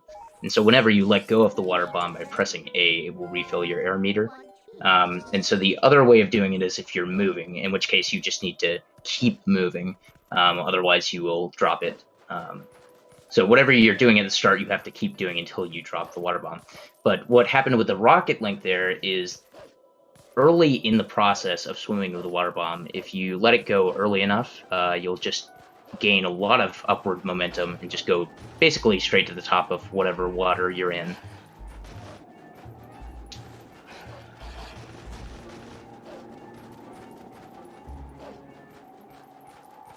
Also, our runners did map glitch to get to Snow Peak here. I don't know if you want to talk about how map glitch works. Sure. Yeah, it looks like Garm's having some trouble here. That's unfortunate. Yeah. Yeah, map glitch is what is allowing Bruggles and now Fino to get through this snowy haze. The game will usually not let you through without voiding you out. The way it works is you pull map to do a map warp on the same frame that you call Midna. And when you tell the game to go away using that map warp, there's actually one frame that it will still do else. Or you still accept an input before. Oh, it's not actually true. Anyway, there's a short time before it will actually warp you away, and in that time it does the Midna call. So Midna will pop out and interrupt the warp and cause you to not warp. But during that time, the game takes away all the voids. So you can get through places you would normally void out, like places far out of bounds or this snow here. Really useful here and a little bit later, entering, or right before we enter Arbiter's Grounds.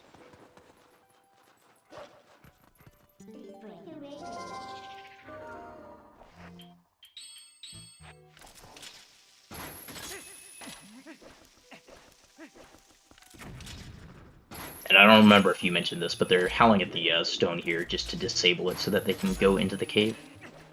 Oh, yeah, I didn't mention. If you don't have the stone here to disable map glitch, then you try to dig into the cave, that blocks the game. That's an actual block, right? Yes, I have done that once on a pretty good pace. It was not very fun. Yeah.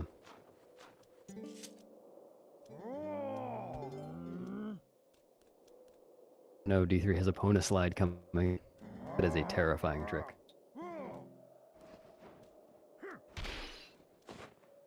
Ruggles is about to do some blind snowboarding. Always fun. There's a cool skip. Well, if you watch Fino, he's about to do the same thing Ruggles just did. I missed it. He's going to do a boomerang JA off of a ledge here, just yeeting into the void, as they say. But it's going to carry him far enough from this area that the map will, or the game will think that he's reached the next area. So when he respawns, he will be past the Shadow Beast fight and will not have to do it.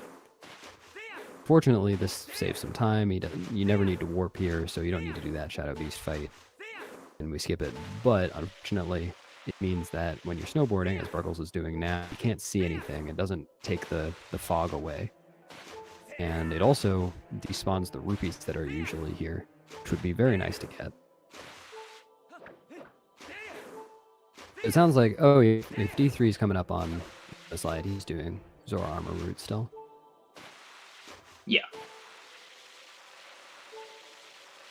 Yeah, an opponent slide is it's a one-frame trick where you want to essentially, it's kind of hard to explain, but you want to press R and then like let go of it and press A on the same frame. You let go of R, and so what this does is like it dismounts you and backflips you at the same time, basically. So you just slide with all the speed that you had on Epona.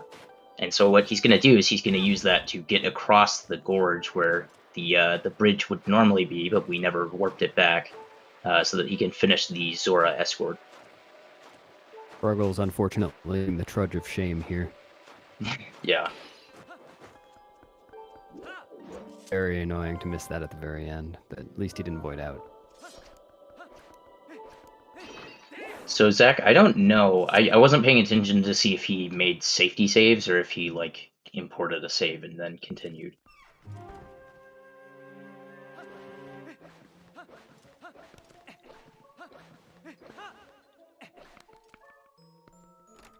What do you think of the rotation? I mean, Fino's fairly close, but he's like half a minute behind. I think we could probably just keep Ruggles for now. Sounds fair.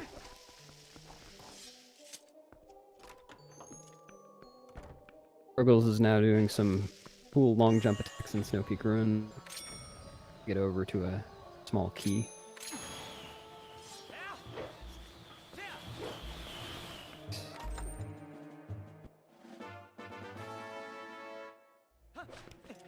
Yeah, we need this small key to open a door backwards, which is kind of funny. This dungeon it's a very short segment and it's packed with stuff. It's gonna clip through the floor here. There he goes. And pretty soon he's gonna be doing Freezered Clip, which is one of those other tricks that's simultaneously very difficult and very easy. Will you sometimes? Hopefully we see everybody get this on the first try. He's gonna take some damage here, some iframes, and then jump through the door while the freezer is at a specific angle and open it from the backside. Ruggles did that very cleanly.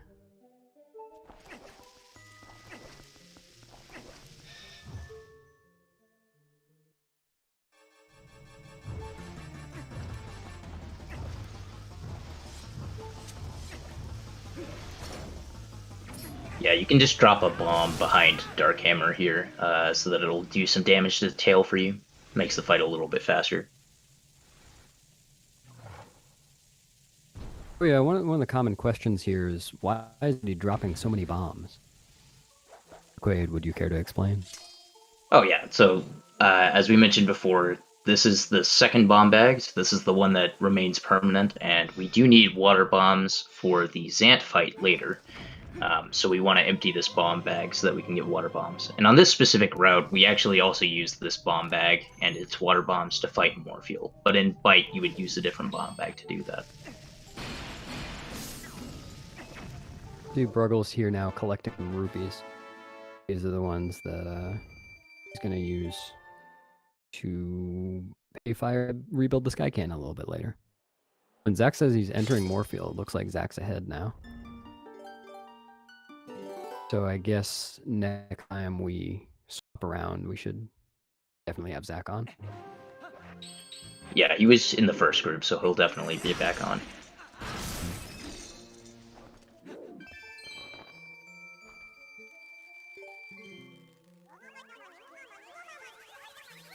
Arm is soldiering onward from that crash.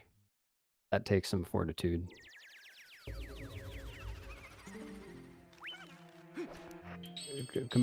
Between having the crash and oh no, the water, and we're playing no save and quit route, I honestly have no idea where he is right now, or like where he is in the run, which time he lost.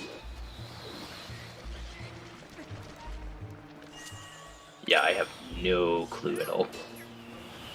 I think after Linearu Twilight, he's gonna go get the Zora armor, but that's still a ways away. Girls here trying to break this stalactite. Oh my. Got blown up, but it was worth it.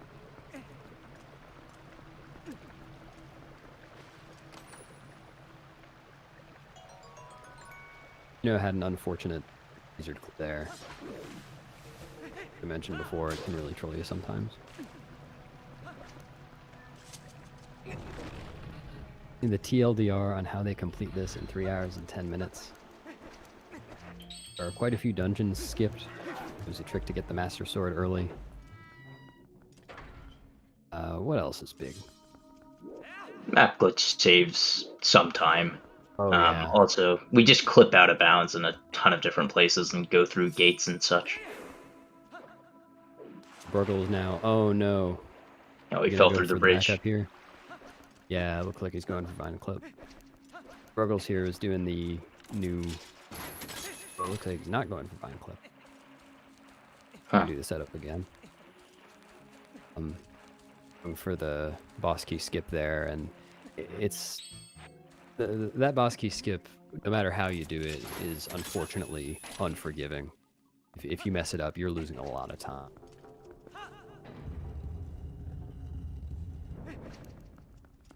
Zach apparently had a 6-bomb Morpheal. That's not very good. Ideally, you get a 1-bomb Morpheal, but that requires some good RNG. 2-bomb is typical. Bomb is not out of the question by any means, but beyond that is an unfortunate Morpheal.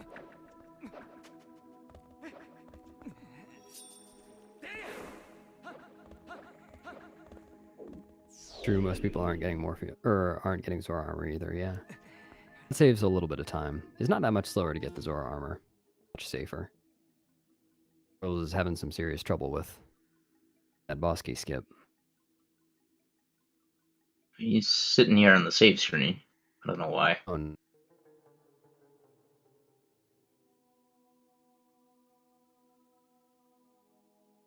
We believe in you, Bruckles. Like, Fino is having some trouble with that skip as well. I think he just fell off the bridge.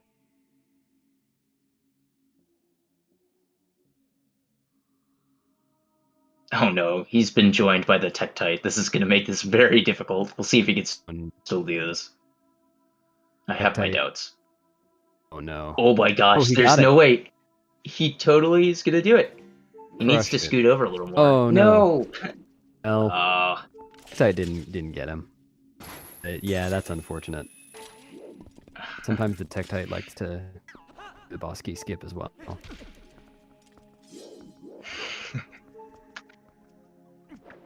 he just wants a friend. And this boss key skip is not treating anyone well right now. That's very unfortunate. This is one of my least favorite things to have to do and redo.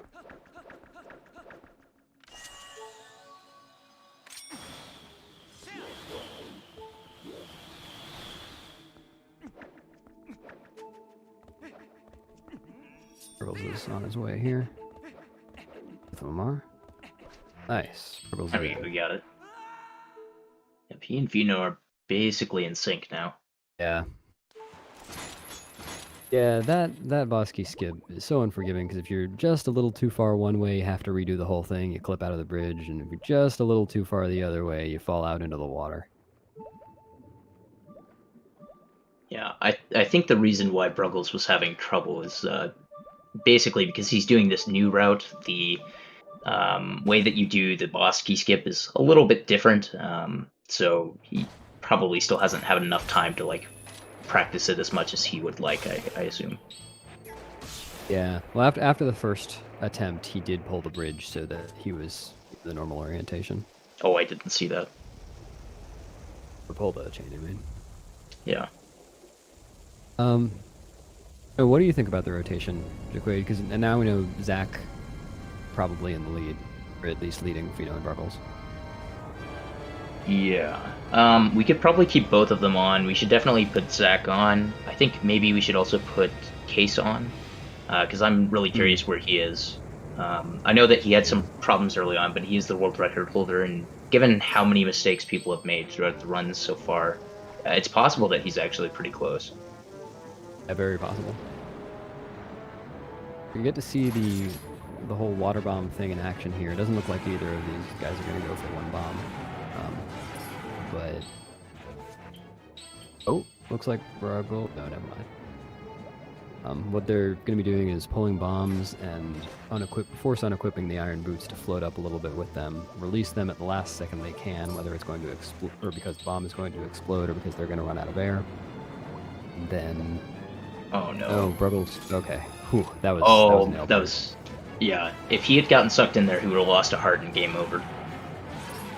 And restarting the Morpheal fight takes a lot of time. Yeah, No, you'd have to do boss key skip again. Oh no, he doesn't have enough air. Oh no. Death to Morpheal is very unfortunate in this run. It takes a lot of time. Got to do the boss key skip again, and eventually you'll run out of bombs, and that causes some trouble later on. Oh yeah, it looks like Fino's stream went down. Yeah. Pushing barcode, some better luck for Morpheal. Sometimes getting that regrab really just does come down to luck. If Morpheal makes a bad turn at the very end while you're doing your pause or your item wheel buffering, that you're just screwed. We have Zach and Case up now. Looks like they're both past Morpheal. Yeah. In this desperate hour section. So Case is probably only like, I don't know, a couple minutes, maybe 2.5 behind Zach. What do you think? Yeah, I was thinking something like 2, so we're around. Yeah, so he's definitely caught up quite a bit. Just goes to show, you know, it's a long run, and even if you have trouble early on, just like plenty of time to catch up. Very true.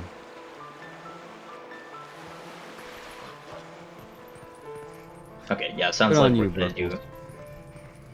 Yeah, sounds like we're gonna do a full rotation of streams here. Okay. Oh yeah, I see. Just said that. Okay. Oh yeah, Burgle's got first try boss key skip there. That's nice. Oh man, D3 just saved himself a lot of trouble there. It looked like he was going to void out in the blind snowboarding, and he pulled a quick spin at the last second and landed it.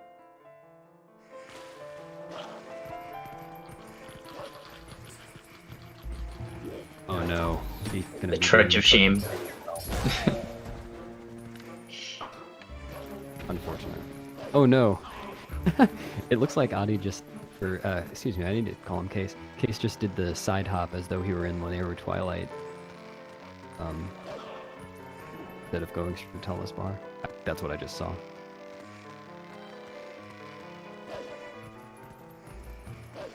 Zach is coming up on one of my least favorite few seconds of the run. You can do some cool jumps here to get across this section quickly.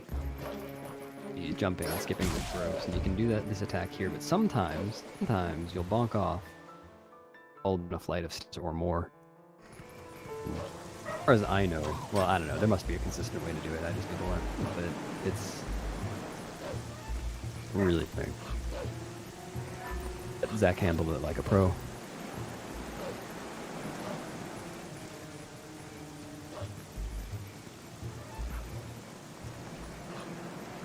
Our goals here on round 2 with Morpheal.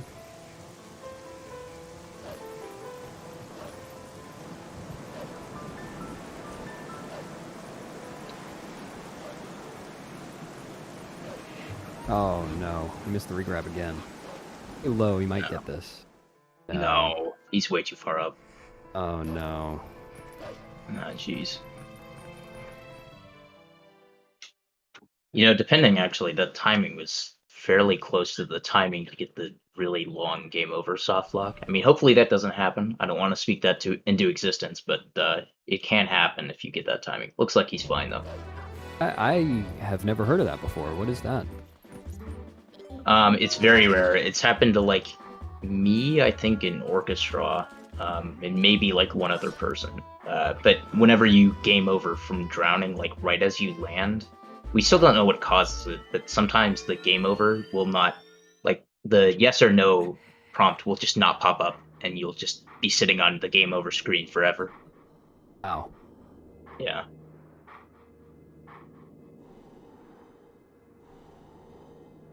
George, I wasn't paying attention to Fino right then. I don't know what his status was, but surprised. So Bruggles, I would direct you to ask Swift Dyke about that, since he's still organizing the tournament, so he probably has an answer to that.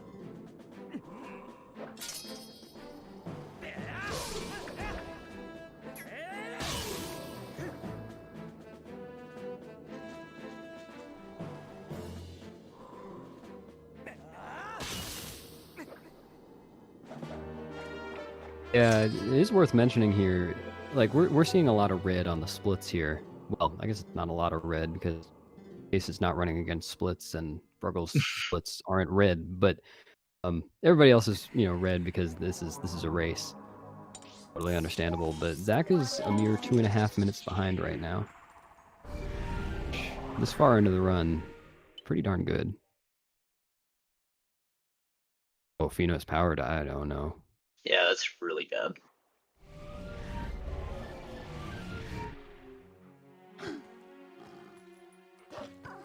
Yeah, unfortunately, we just got confirmation of it in the race time room. So that's unfortunate, but that sometimes happens. It's just online production stuff.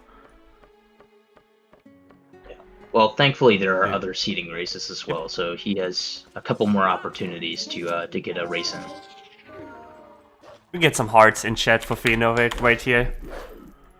Just encouraging them to keep going. Less than 3.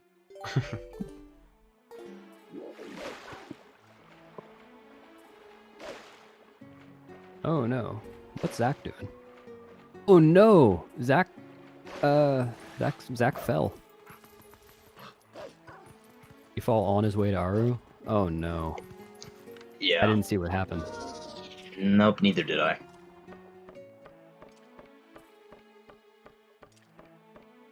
Oh, it's worth mentioning, by the way, Case is getting Ending Blow. This is where the Nozar armor route gets Ending Blow right here.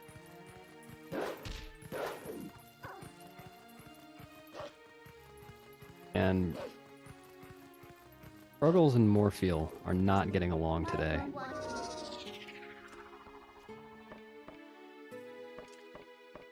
You got this, Bruggles. No. Dude. I think he's still too high. Yeah. Oh my gosh, that's... Oh, man. Bruggles, I don't blame. That's a bad night. I'm sorry, man. Yeah, sometimes the game just hates you, you know?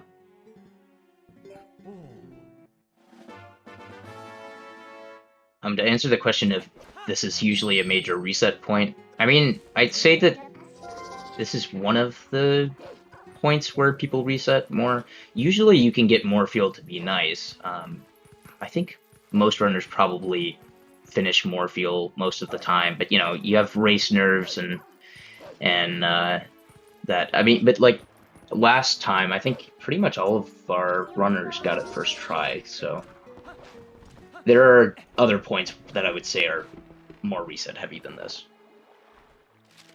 I'd say Morpheal is probably the last big reset heavy spot in the run.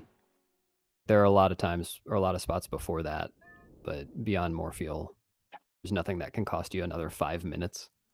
Yeah, this is the last major time loss spot. Well, I guess unless someone hits the fan trigger in City in the Sky. Yeah, or if they die to King Bulblin 3 with map glitch activated. Yeah. That's probably the single worst thing that can happen. Well, or dying and running out of bombs on Lakebed Zant. Yeah. But those are substantially less rare than, or excuse me, more rare than dying to Morpheal. Yeah, Morpheal is a lot more random, so you have to really react a lot, whereas Zant is extremely predictable, thankfully.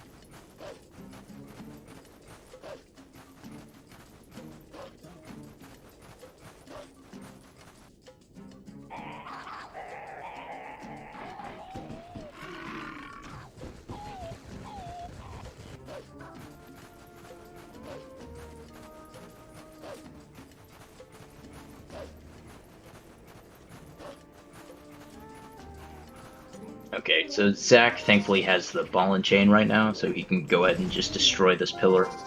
And then he's going to dash between this fence and the wall as Wolf here. It's very nice. Keeps us from having to get a board. And then going on from here, he's going to go into the Bulblin camp and then activate Map Glitch. That'll allow him to basically go out of bounds and then jump attack below the King Bulblin 3 tent to trigger that more quickly. I think it saves like 10 seconds or something. I don't remember exactly how much.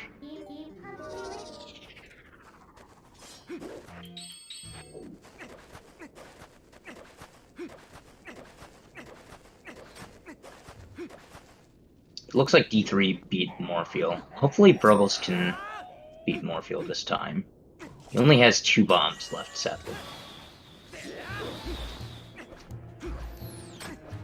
Looks like he got it. There we go. So Bruggles finally conquered the fish.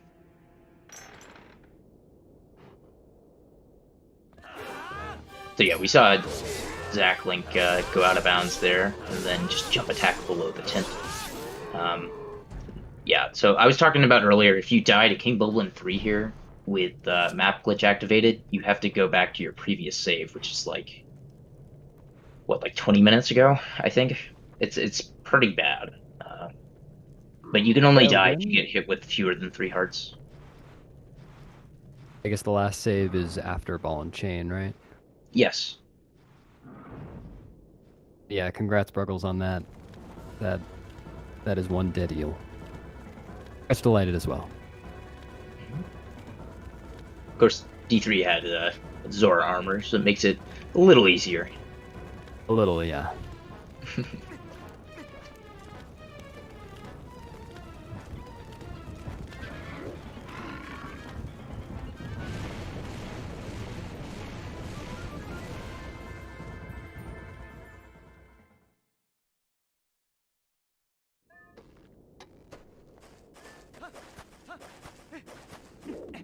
Zach is about to enter Arbiter's grounds. He's not too far behind. Yeah. Zach is starting my least favorite segment of the run. Oh, I love this. Oh, no, you're just wrong. This is like the worst segment ever. There's just so much RNG and way too many things that can go wrong. There's a lot of RNG. There's RNG in every segment. I think I lost 1.5 minutes to the split today. But it does look really cool done quickly, so that's nice. You're likely to see it done quickly. Yeah. Zach is pretty damn good at this game, so.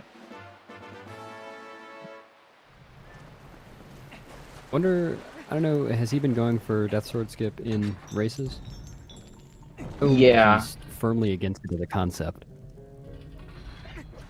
I think last race he went for DSS. Nice. Yeah, so we might see him do it here. I'm not sure, though. This is... I don't know. He might have some idea that if a run is, like, you know, not particularly fast, that he might just do it normally. Or maybe he has the reverse idea. I don't know. Yeah. Oh, he's going to do it. There you go. Zach here is going to try to run through this door before the pose close it. If he can get that, he'll save, like, 15 minutes. Oh no, he's not gonna get it. Just kidding, you can't run through there. If only there were a magnet floor in here. That would be great.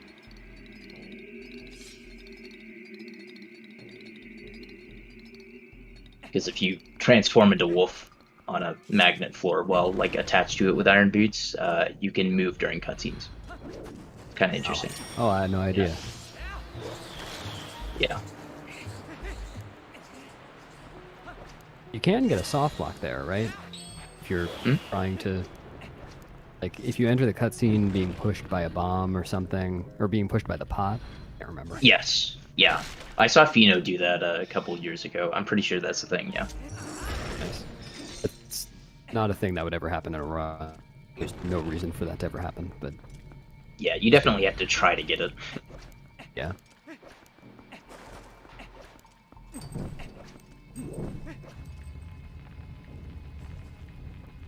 Looks like we get a 6-person raid. It's very nice. Thanks, Chungus McEat.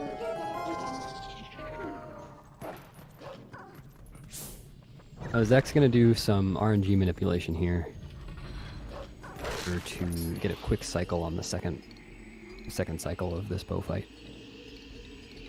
There is still some RNG that he can't control. How many times the bows fly around him on each times each cycle. He's also going to get a rupee here. Well, no, he's going to fail to get a rupee.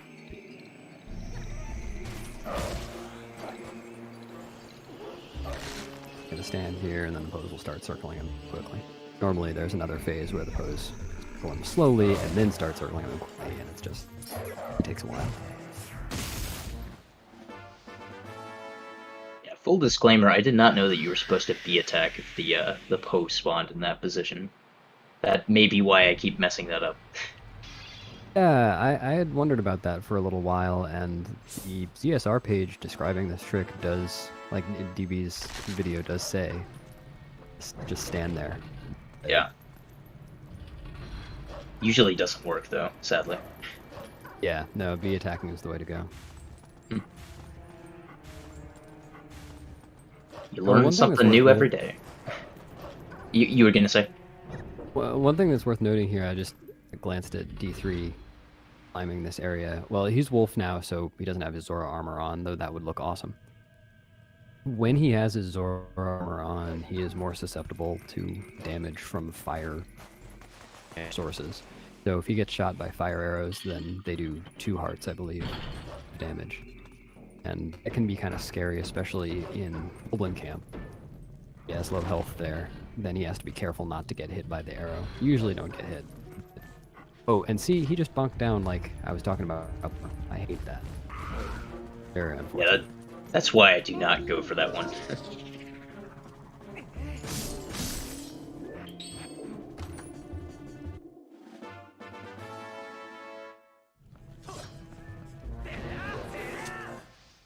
So I don't think we mentioned why Po1 skip was fast, and the reason is basically that you just skip going through a bunch of rooms in the east wing of Arbiter's Grounds if you do the pose out of order and get the scent from the 4th one instead of the 1st one. It also saves some time from the cutscene of the first Po, but there's a way that you can get that Po and then still basically do the trick and only lose like 5 seconds. You just do some like alternate route. I didn't know that. Yeah. I used it in Hundo in HD. It's kind of interesting.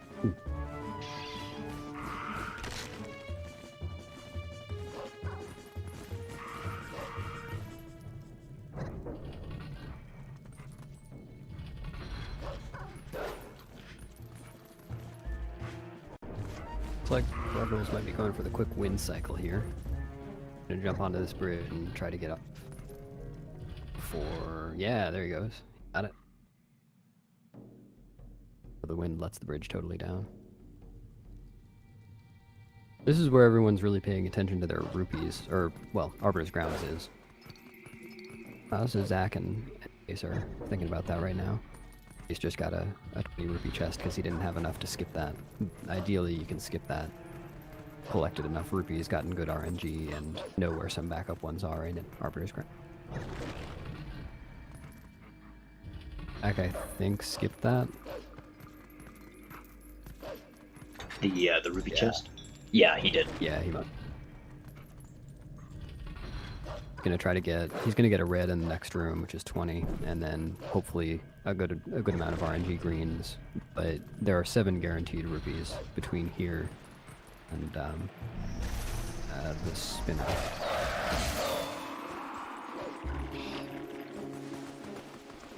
He should be fine.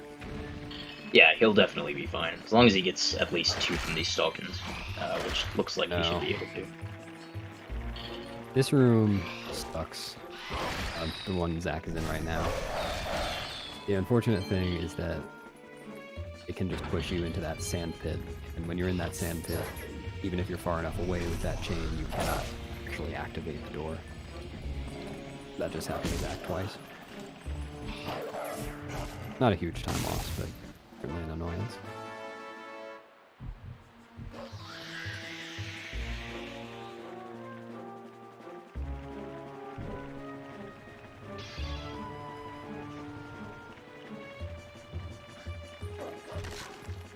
That's good, George.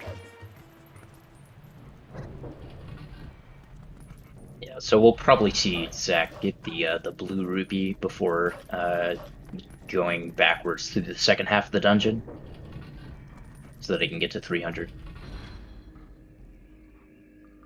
Again, if you don't, Case just missed strat. What he was trying to do there was have his animation of pushing that, I guess you know what you call it, of rotating that room interrupted by the rat attacking him, but the rat attacked him a little early. If you get the animation interrupt there, then you don't have to watch the whole thing and can immediately start running for the door. Saves a few seconds. Yeah, Zach got it a little earlier, and I think he got it like as soon as it was possible to get it, which is pretty cool. Nice. Yeah, as a fun fact, if you get the fastest possible one, exit the room fast enough, and then like try to go in through the upstairs area, the wall will actually still be blocking it. So you just like look at a wall. It's great. Yeah, I learned that. I think Jim mentioned that in his task. He had to wait there for some number of frames, I think.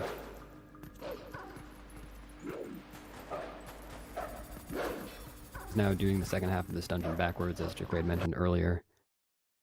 And all of that is made possible by kind of a silly trick that he used to get to the boss key just seconds or so ago. He just, does some wolf bee attacks across the sand, and suddenly he's there, crossing that deadly-looking sand pit. Looks like, he's going to be going for a ball and chain strat instead of a bomb strat, just because he said he used 6 bombs on Morpheal. Yes. To have at least 2 bombs for Zant later. Or, Zant later. And the strat for those Stalfos? Yeah. Usually involves 2 bombs. Or, you mean the ones that he used the ball and chain on? Yeah. Sorry. Yeah. Yeah, you were saying it uses bombs normally, but you can do it fairly quickly with ball and chain if you're short on bombs. Yeah. There are a few other strats that are not too hard to, I guess, excise bombs from. To answer the question, who else is in the race besides these 4, we have... Wait, who's up right now? Oh, okay. We have the Real Sloth God, Ethernet Boys, Barcode, and Marco. Yeah, of course Fino's power went out, so I'm not sure that we're going to see him finish. Oh yeah, Zach is going for a trick now called Death Sword Skip. He's going to attempt to get... It's just like the early Master Sword trick earlier, just with different timing and visual cues, but he's going to try to get Death Sword in a specific position and do a mid-to-jump at the right time. Get up over that ledge. Very nice. And get the spinner without the Death Sword. Funny about that trick to me is that most of its time save is just from the cutscene of Death Sword dying and not playing. Actually, not that much faster to skip him than to kill him, but you get to skip the cutscene too.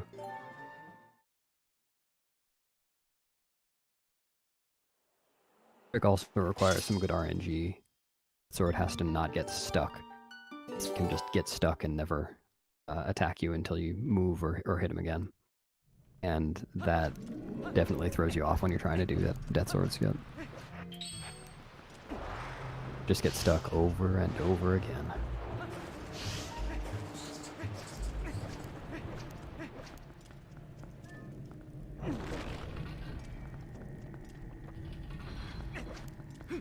I want to say I'm really proud of Bruckles for continuing.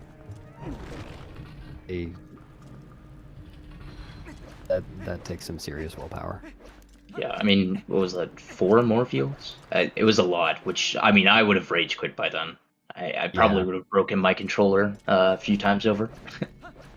I think just deal with 4 eels in any context in my life would probably rage quit. Oh yeah, we didn't mention Garmin Barcode are both also in this. I thought I said Barcode, but yeah, I did forget about Garm. Garm isn't on the list that I was looking at, so I forgot about him. Alright, I was just reading from chat. It's my bad.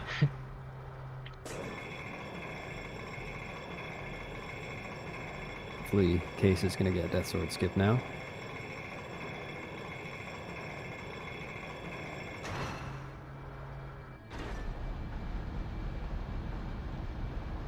Good RNG there.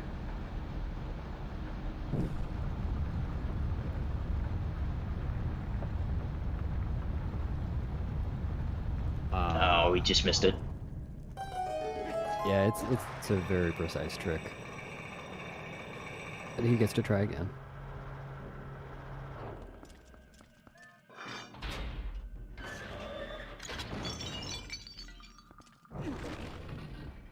That's true. Uncertainty did kind of force Burgles' hand. There he goes. Ace gets Death Sword skip too.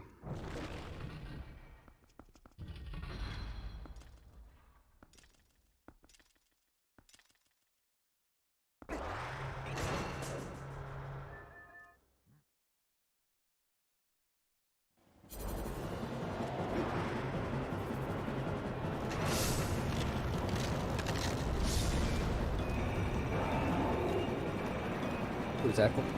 Is already at Stallard. The Stallard fight is essentially ball.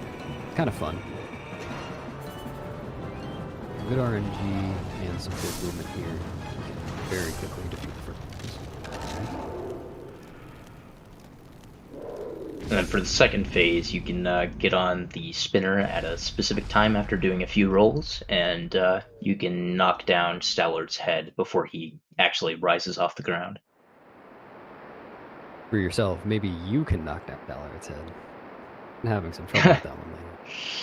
Yeah, well, I was having trouble with it for a while until I realized that the headphones I was wearing had a bit of audio delay while I was practicing. And I use an audio cue, so yeah. But we'll definitely be seeing Zach go for that. Yeah, he'll I think probably get it. Yeah. Yeah, it's not that hard.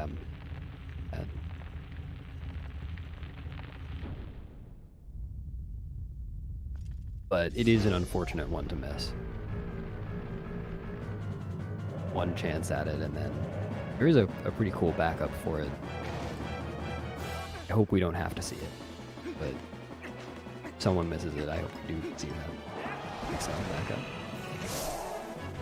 And Zach crushed that one.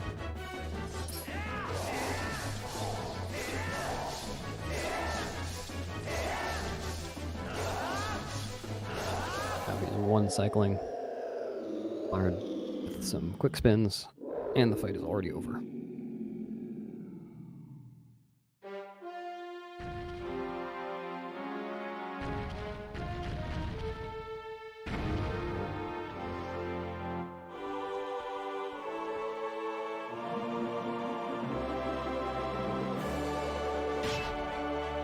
D3 right here is doing a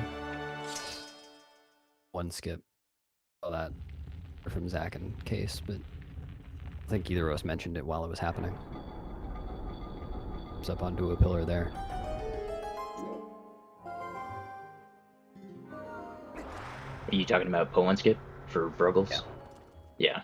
Oh yeah, Burgles and D3 are right next to each other. Mm-hmm. Unfortunately, Burgles is having trouble with this. I can definitely relate. I had a ton of problems with this earlier. That's a world record strat, missing Poe skip. Really? I didn't know that. The world record also void in the final climb. It's usually that happens in world records for some reason. Oh, no, current one doesn't. Oh, wow. Fake world record, obviously. Spliced the final climb.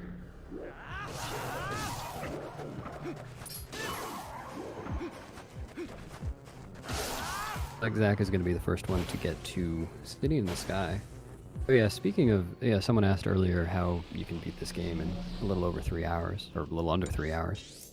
One of the biggest skips is coming up, and it looks pretty innocuous. Zach is going to warp to Kakariko Village, go into the basement of the sanctuary, and then transform into a wolf in a very specific place at a very specific angle. Well, it's kind of lenient. Anyway, gets this owl statue that in casual play take a really long time to get past. You go to a bunch of different areas of the game and collect a bunch of different letters or words from the sky book. Yeah. I think it saves like an hour or an hour and a half depending on what metric you're using. So Yeah. It's a lot Ridiculous of time. amount of time. Yeah. Just from this one transformation. Yeah, and it's so easy too. It's kind of ridiculous. Yeah.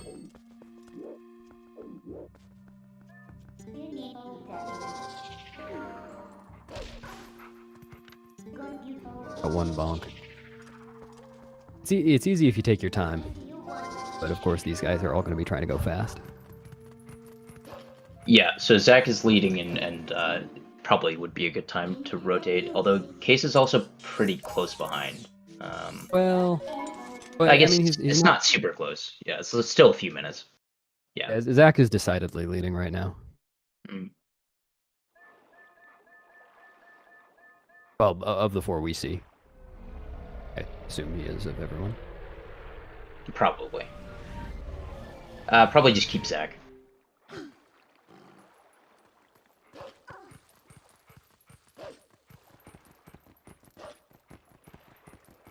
Okay, we can check in on Ethernet, Sloth, and Marco. Yeah, actually, Marco seems to be... Marco's very close. Yeah. He's closer to Zach than Case is, actually. Yep. And Sloth and Ethernet are both in the same room, it looks like. That's Oh, yeah, they are. Yeah. Ethernet, I guess, yeah, Ethernet just finished the fight and Sloth is just starting it, but still, same room.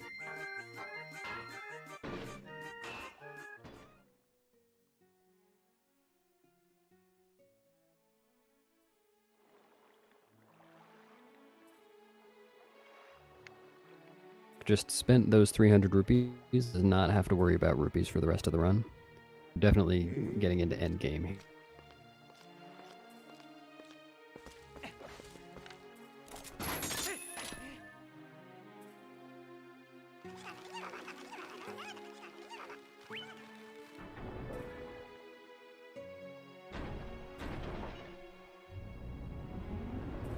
And Zach is being shot off into the sky, never to be heard from again. Run is over.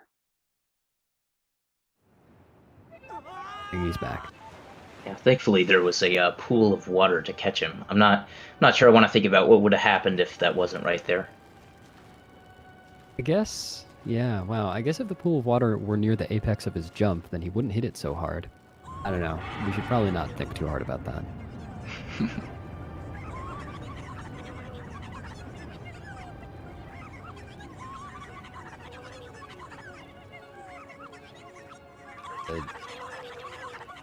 People are, I think, unreasonably disturbed by these chickens with human heads and the flying human head there.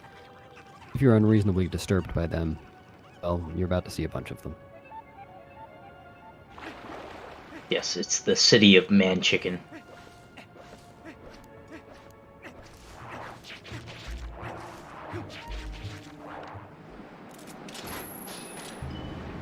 This is my favorite dungeon, though.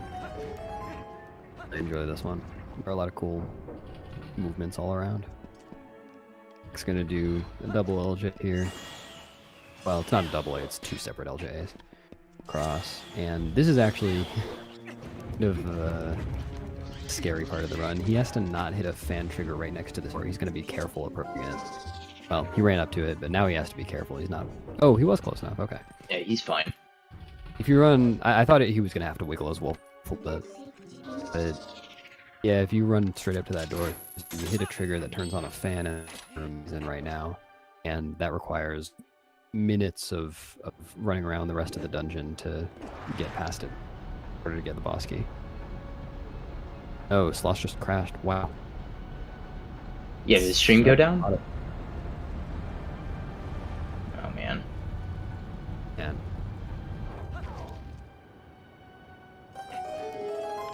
This race has not been nice to a lot of these runners.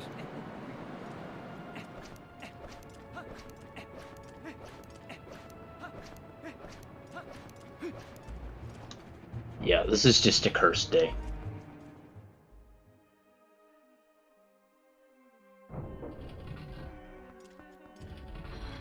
Doesn't bode well for Zelda, yeah. Seeing 70 cycles instead of 7. Oh no. Oh, you're totally gonna speak that into existence by saying that. Honestly, if I ever got a 70 cycle Zelda, I'd be proud. Proud of my 4-hour time.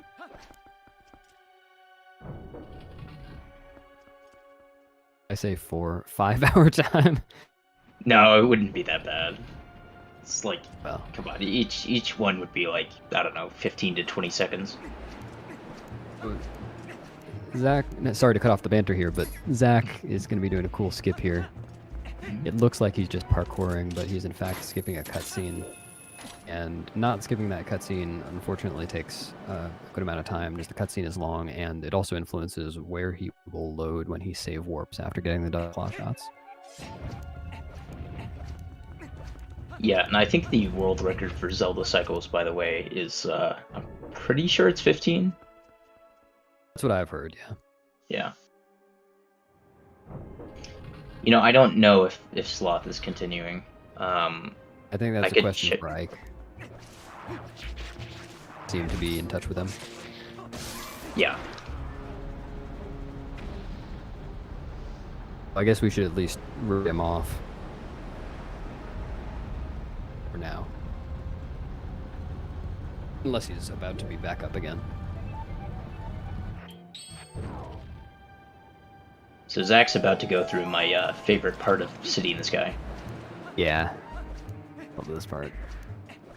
Yeah. This is definitely the best part of the segment, in my opinion.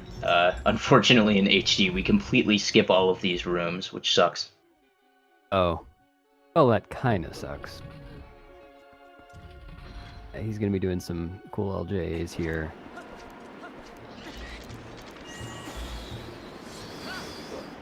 A little bit precise, but if you know what you're doing, not too bad. You might do a cool jump slash here. Well, not that one. I mean, that was kind of cool. No, he didn't do it. No audio goes for that. Oh no! Oh. Yeah. Happens. Oh boy. He's not being nice to Zach today. Oh, man. Did you just see Ethernet try to go for the really cool, like roll on the railing and then over thing? Yeah, yeah. No, I didn't see it, but you started saying that and I saw what room he was in. That's Yeah. fine. That's I guess pretty he didn't crazy. get it. No, not quite, sadly. I've never seen anyone do it RTA. I think back when Aether was still running this game, he did it in some runs. I think he might have actually done it in his GDQ All Dungeons run, but I'm not sure about that. Yeah. It looks like Ace is something like 45 seconds behind Marco. They're pretty close.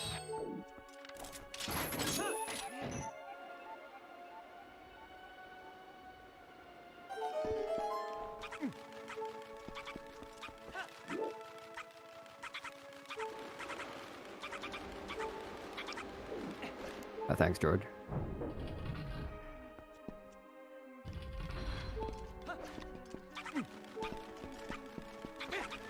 Yeah, I'm trying to get mine to load. Just loaded. Zach's going for a cool thing here. Nice. Yeah, you can skip that entire room that Zach was just in. Just by doing that motion that he did, you have to jump in a somewhat precise way with the Uka to grab that of completing the room as intended. And he's about to do a trick called Aralfo skip, which is an intense one. You have a time. Well, the point of the trick is to skip a mini boss with the Aralfos, and you can do that by getting in a very specific position and claw shotting a target. But it's a very small portion of the target that you can actually reach, and you have a very strict time limit. The Aralfos will come and smack you. So hopefully we'll see Zach get that on the first try. If not, we're worried. He only has less than a heart right now. We have to be careful. He got it. Yeah, there we go. If you're low on hearts, each of the pots around the room has a heart in it, and they respawn every time you void out. No, we just saw Marco fall in that room I was talking about. Zach skipping before. Oh man, And yeah, get trolled both by he an and Bulbasaur. Yeah. Both he and Case are also they seem to be having some problems in the split, unfortunately. Yeah, there are two popular setups for a Rafa skip. One is the Iron Boots roll. You roll. Did you see that What? on Marco's screen? Oh. What? What? What is that? Is he stuck? I think he could get the other. No, I mean he can always go down and have the other one. What the Yeah. heck? Oh, he That's- got it. Well, that's something. I have not seen that one. That's pretty amazing. Yeah, did he do CAD there? I didn't see what happened. He got hit Maybe, while pulling I- man chicken. Okay, so he did CAD there. Yeah. That sucks. Wow. Accidental claw shot actor displacement. I think, what is that? You, on the frame that your claw shot reaches the target, you fall? How that works? Yeah, I think if you like L slide off of some sort of object, like the frame that you grab something or something like that. Yeah, so crazy precise thing to do on purpose. Very unfortunate thing to happen by accident. And what happens is whatever your claw shot comes or moves. Doesn't work for all claw shot targets, but some things that are claw shottable will move and just be dragged out of where they're supposed to be. I should have just skipped the small key. So both Case and Marco now trying for a Rolfo skip. We're seeing a few different setups today. Looks like Marco briefly had it, but then, yeah. But Case got it. Yep.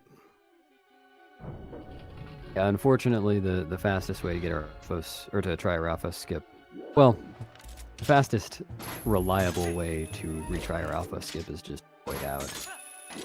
You can just YOLO the setup, but I don't know. At least all the times I've tried that, there's a small chance of voiding out upon like reaching the gate.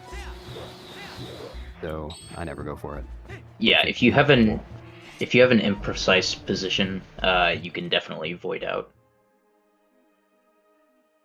Which is I don't just think like many honestly people the do that. worst feeling ever. So It is.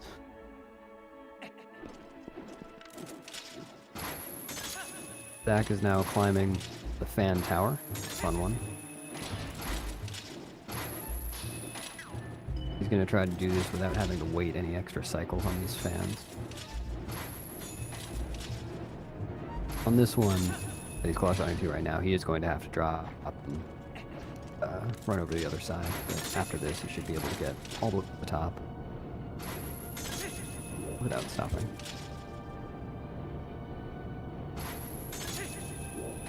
Get it here. oh, we got it. Ooh, that was a close one. I didn't even see the close stuff pop up.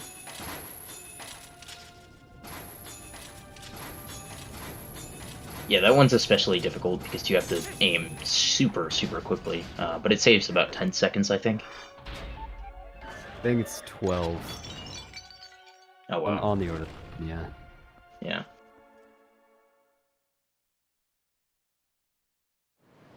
But I've missed that one enough times. Missed the one frame roll there.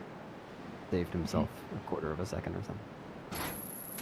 There are a lot of points in this game where there's one frame to input something before a cutscene begins or something like that. Right before a cutscene begins. That's why Gorge Void is possible. So there are a bunch of other places where you can get a roll in or something and save, you know, how much time it takes to do a roll. So I don't think we mentioned when Zach did this, but there's a trick with these fans where if you claw shot the very top of them, like from above, you'll just climb up the fan. It's kind of nice and really allows us to do this without having to turn the fans on. Really cool looking trick too. Before I Yeah. ran this game myself, I thought that LJAs were kind of magnetic. They'd just bring you to the next place where Link Pit stands, because I had seen people do this trick and it just looked, you know, impossible without something like that. Which isn't the case.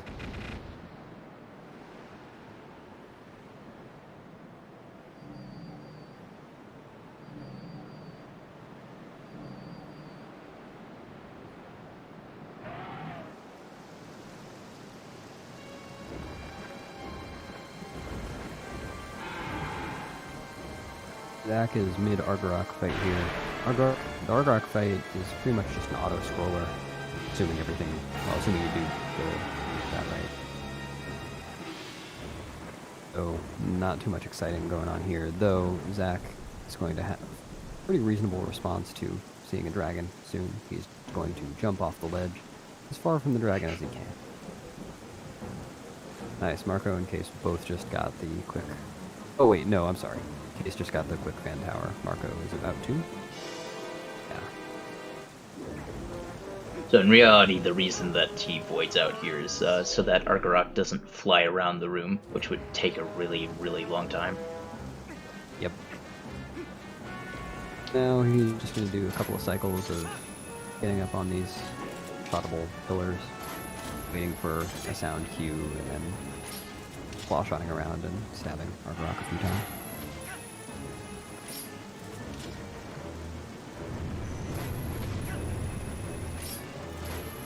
Yeah, and so the strat does look a little different from what casual players would do, because essentially what you try to do is trick Argarok into thinking that you've fallen down without actually falling down, so he stops shooting fire.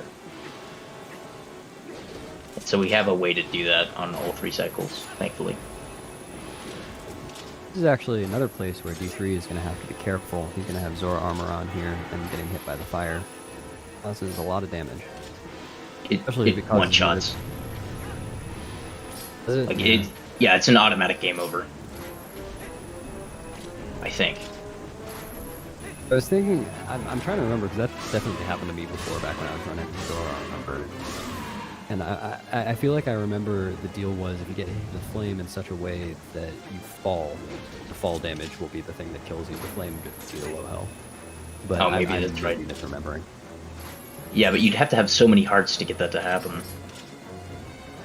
Right? I mean, because it does like 10 times damage from what it normally would do, and it normally does like half a heart, I think. It does 10 times? Fair arrows do 2 times. Oh, was it only 2? I thought it was 10. I'm just spreading misinformation, I guess.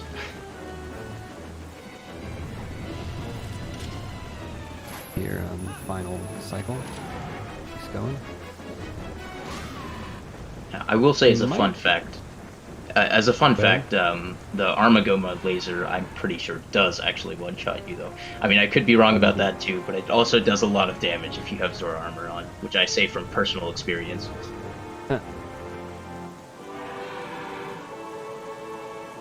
I should mention, in case we're not on screen, it's there, but when Ethernet gets to Argarok, we might see something kind of interesting. Some part of his setup is a little bit weird, and sometimes some interesting things will happen with this game. Known ones being that Argarok will disappear mid-death cutscene, and he will fall to the ground. Unless something specific happens that is unlikely to happen, that won't really affect the race. Actually can be used for a cutscene skip, but he's the only person who can. Yeah, because his disc is like really messed up. Well, here's where Simi pops in and says, it's actually the GameCube, not the disc. I have no idea. I tend to believe Simi in all things, though. Exhortation is probably sure. top 4 runners. Oh, yeah. But No. I agree. That sounds good. Yeah. I'm pretty darn sure it's Ethernet's disc, though, I have to say. Well, you'll have to fight that one. So, who's in the lead right now? So, Zach is in the lead, yeah, then Case, and then I think it might be Marco in third. I don't know where Barcode is. Yeah, I have no idea. I could... Case is on third cycle order. Yeah, let me pull up race time, and I can look at some of these other streams just to see who's in fourth out of those guys. Let me see. I'm gonna mute for a second while I look at.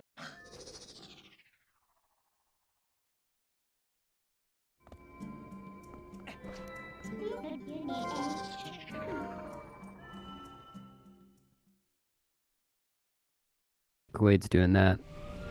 Zach is entering Palace of Twilight, the semi-final, the penultimate dungeon of the any percent run.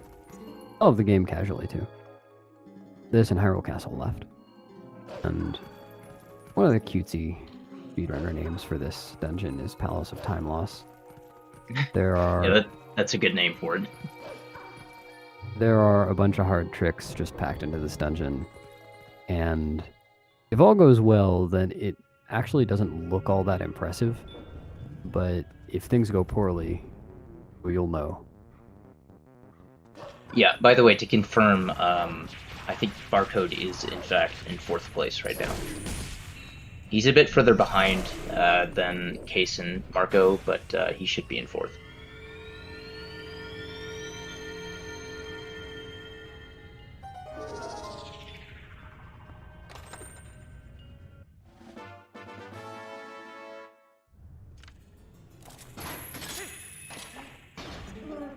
If I fact straight here, Palace of Twilight is the only dungeon in any percent that we complete every room of. We don't 100% the dungeon because we don't get the map or compass or the heart piece. There's only one heart piece. But we do visit every single room because there are a bunch of unskippable small keys. Yeah, that should be correct. I can't think of any other dungeon that we visit every room of. Not even Hyrule Castle, which we do most of. Right. Well, maybe not most of, but we do a decent amount of. But we need to be more careful enunciating when we say Marco and Barcode. Oh, yeah. That's another reason we should just say Zelu.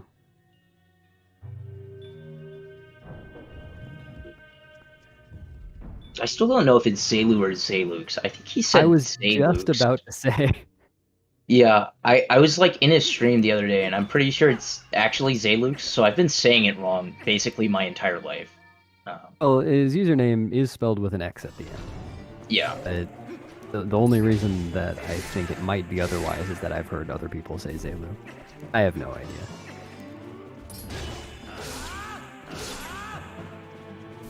Zach is currently doing a specific amount of damage on each of these cycles of Zant so that he can attack Phantom Zant again very quickly and finish the fight.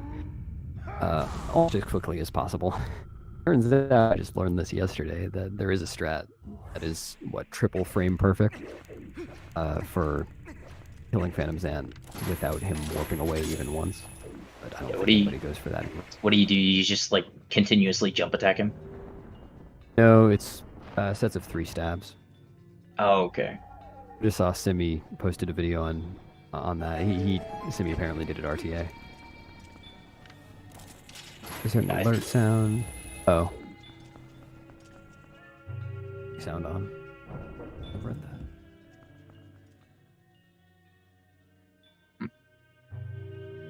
I think there's a similar thing with the Forest Temple phase of Zant where you can also one-cycle it, but it's also, like, similar in that it's multi-frame perfect. Yeah. Just YOLOing that. Oh no. Oh, he This missed. room. Yeah. This is just one of the many things that can go wrong in Palace Twilight. Yeah, Assume Marco... Go ahead.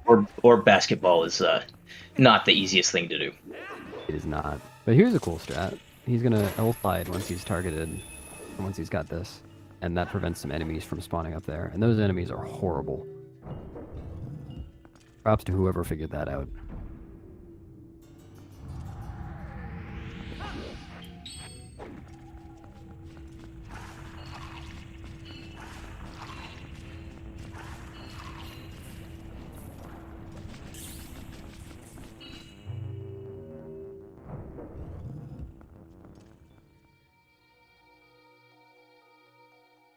So Zach is going to enter in a second here, probably the hardest, I would say the hardest room in this dungeon. It's definitely the one that I think can cause the most time loss.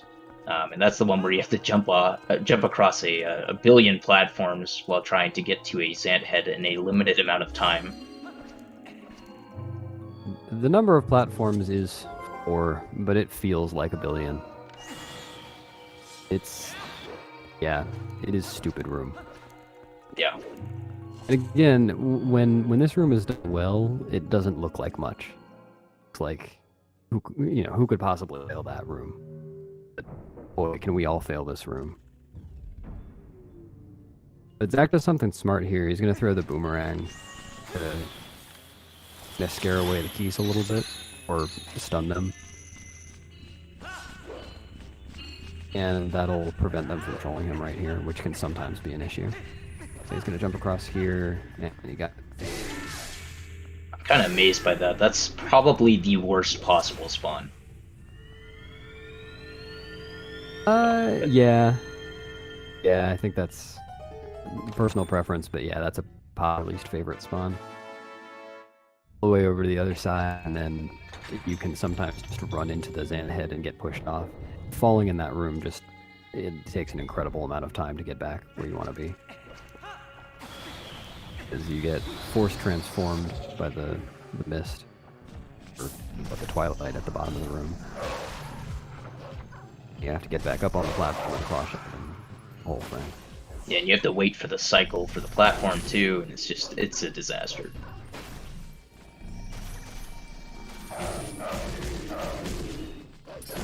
This was not a disaster. That didn't happen. Yeah, although several of our remaining runners still have to go through there. Yes.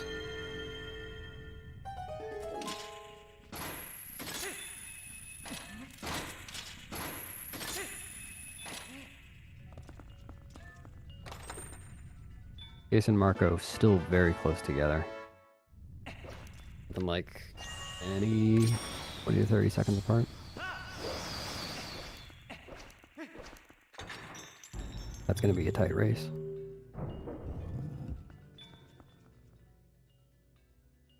I mean, I wouldn't say it's out of the question that one of them could still catch up to Zach. Oh, no, yeah. That's not quite within Zelda range of Zach, but yeah, there are plenty of things that could go wrong. Yeah, I think it'd have to be within about a minute for it to be within Zelda range.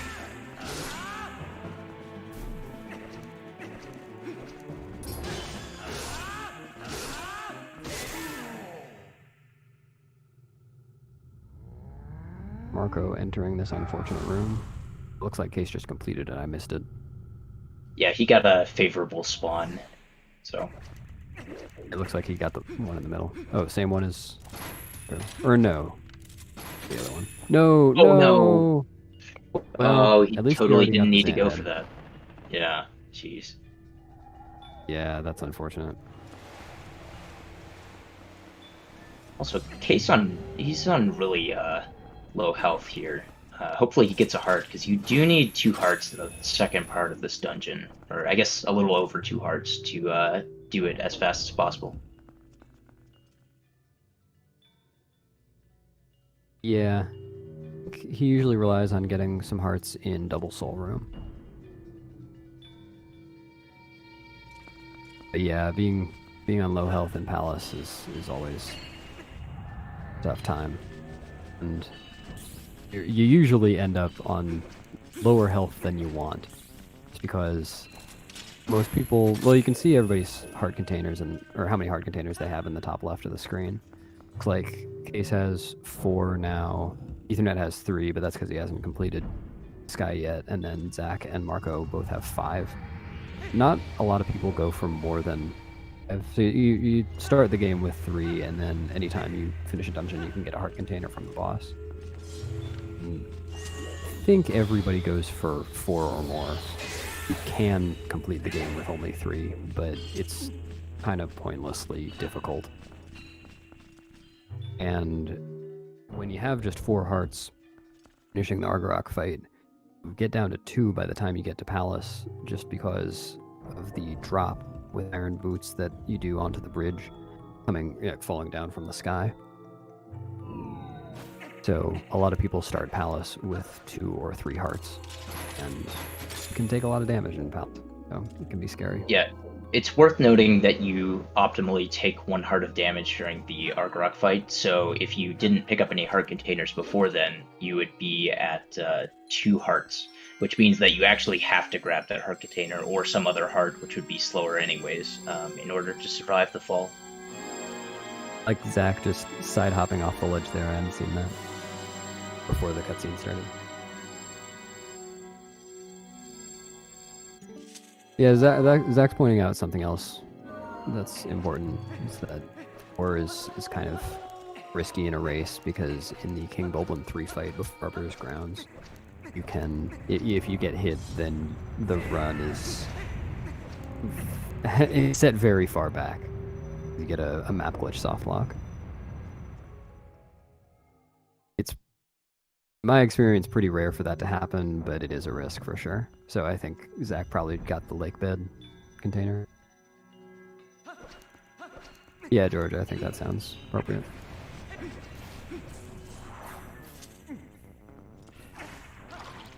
I'm gonna be interested to see where Zelux is. In Palace. Yeah. Oh, I thought he was synced with Case for a sec, but they're on different wings. Yeah. So he's still a good 5 minutes behind. That's about... that's a little further behind than what I thought. He must have lost time somewhere.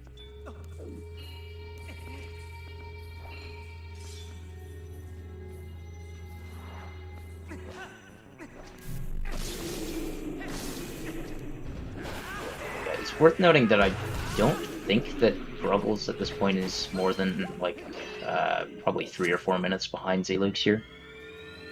It's amazing. Yeah, so huge props to Bruggles for continuing and still having, like, a semi-competitive time.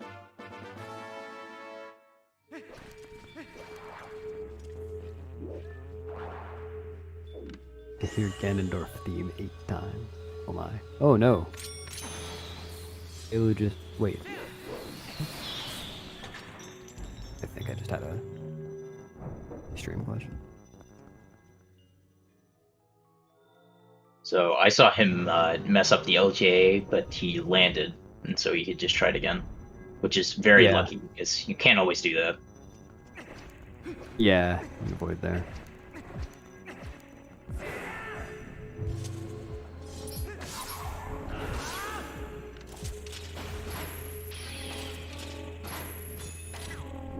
Zach trying to pick up a rupee for no reason. He's not eating himself off the edge. Excellent.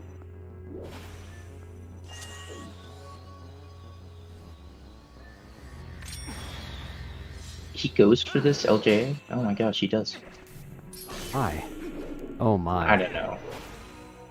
It saves like half a second, but you can sword recoil if you don't get the timing just right. And you would void because of that.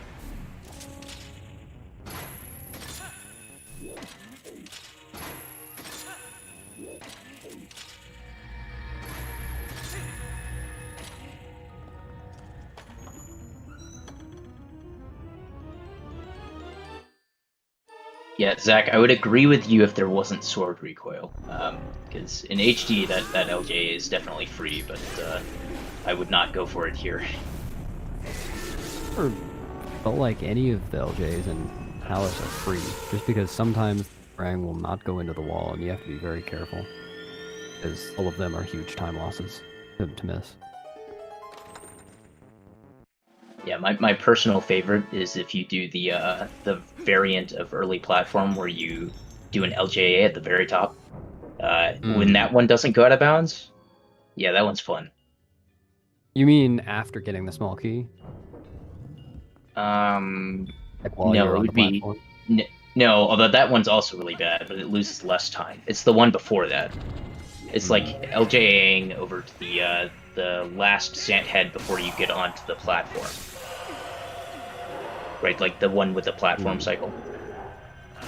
Sorry, I got distracted. Speaking of early platform, I could early platform right now and had an unfortunate Shadow Beast fight. I'll have to be waiting a cycle here, I think. Yeah. He's not going for this LJA just because it doesn't matter anymore. Yeah, I think the cycle's like 15 seconds, so he can take his sweet time if he's not going for it. Case is now destroying some birds. They call P to please. Zach is hitting the platform because he's angry at it. This is a mean platform.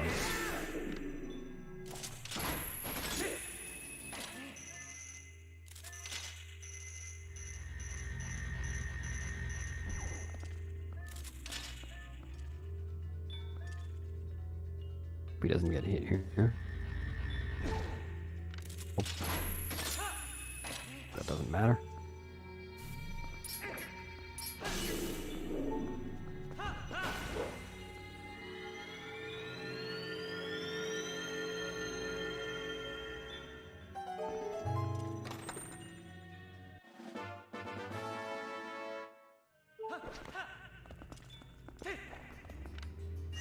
Case is just gonna barely miss being in the same room as Zach here. Yep. Doesn't have a long room. Yeah. This is on unfortunately low health here, but it could be much less fortunate if he had half a heart here. Then the next room would be very, very scary. Thankfully, these shadow beasts drop hearts pretty often, and there's a pot to the left of the door that most runners, I think, use the boomerang on that sometimes has a fairy in it, too. Ah. It's not guaranteed, though.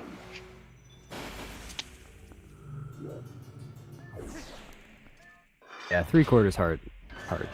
3/4 of a heart here is not bad at all. Just if you have half, it can be really troublesome. Oh, you were talking about Case, yeah. Because if you have half, then the Deku Baba can hit you and kill you. Yep. Although at 3/4, if one of the Zant heads hit you, you die, so...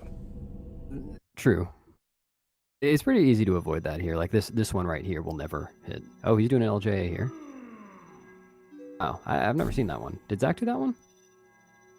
No, Zach didn't go for the early cycle, so... Oh, right. I've never seen that LJA before. Marco and Case in the same room.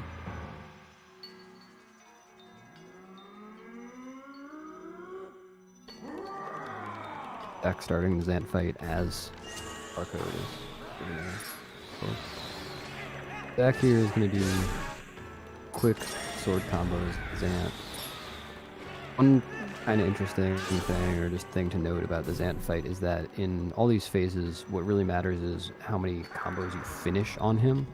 So you'll see Zach starting combos that won't actually involve hitting Zant. He'll just be trying to hit Zant on the end of the combo. And here he'll hopefully get... Oh, nice! Got the one cycle there. A 2-frame input for getting that one cycle? Yes. So here's the other reason that you need water bombs. Because you would drown before being able to finish this phase, unless you had 2 water bombs.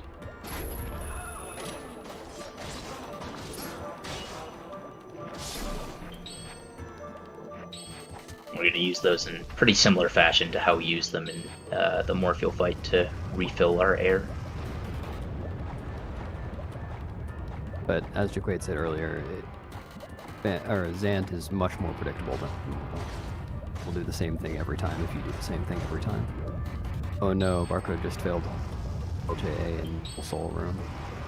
That's an annoying one. Not as bad as failing the second LJA in that room.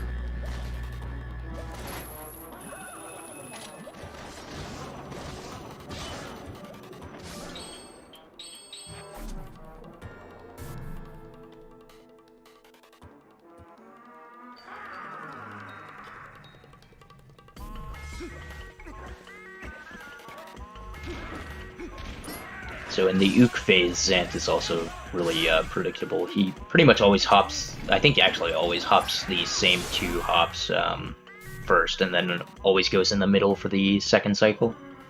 Mm-hmm. makes it very easy to kill him pretty quickly. Yeah. And even if you manage to miss him, that one doesn't cost a lot of time. This one, however. Oh gosh. It's probably like, Around what, 15 seconds or something? It was, I believe, 18. Oh jeez. Just got this yesterday, so. Yeah. Oof. Yeah, Zach is doing a great job here of... Oh, no. Can you do it? I think you Yeah. did. Yeah. Yeah, that backup where Zach's doing you a jump great job slash here. towards him, it doesn't work every time, but it usually works. So. If you run out of time there, you can combo, and by the time you finish it, Zant is warping away, and it just feels bad. Yeah, this last phase is really cool. He's just trying to get the last hits on Zant in all three of these situations. Yeah, that was a really clean Zant fight all the way through for Zach.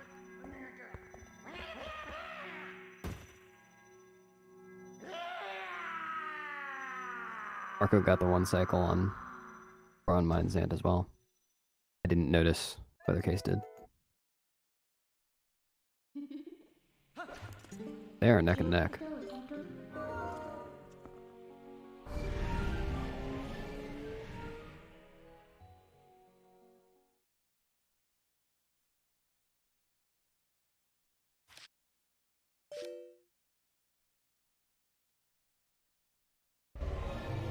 So it's worth noting, I think that at this point, Zach is on something like 258 pace, which is pretty crazy for a race. Oh wow, that's insane.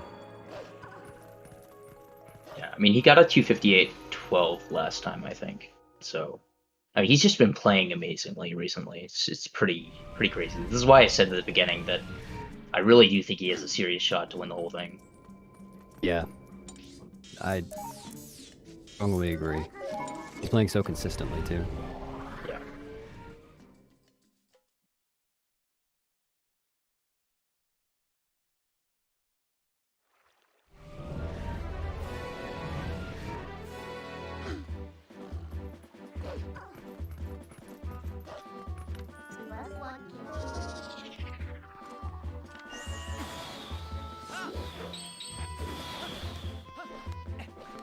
Yeah, I think this was with like a 6-bomb Morpheal, is that right? I mean, Yeah. that loses a lot of time. So. Oh yeah. Yeah.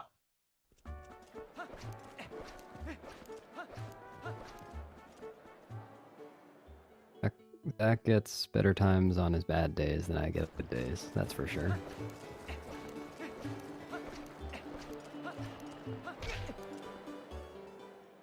Zach now entering one of the most beloved parts of the run, within a cutscene. Also is the longest bathroom break in the run. A minute and a half long or so. Then it turns into a squid. Be self-explanatory. Yeah, so I think Marco is about 50 seconds or so behind Case right now. That's right. Yeah.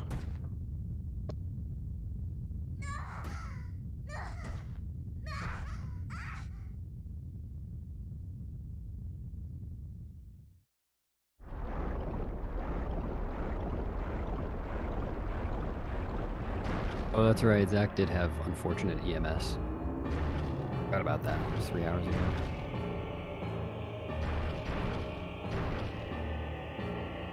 Just in case. Oh, yeah, with the... Hey.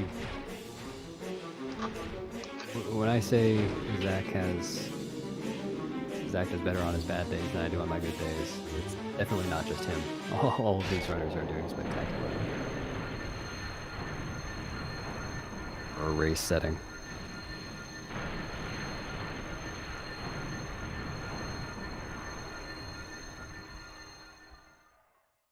Yeah, these finishes are not going to be quite as good as they were last time, but they're still going to be pretty darn good. I have to reiterate, it's pretty amazing seeing how far the TP community has come to the point where like we're getting a lot of sub 3s in races, or like very nearly sub 3s.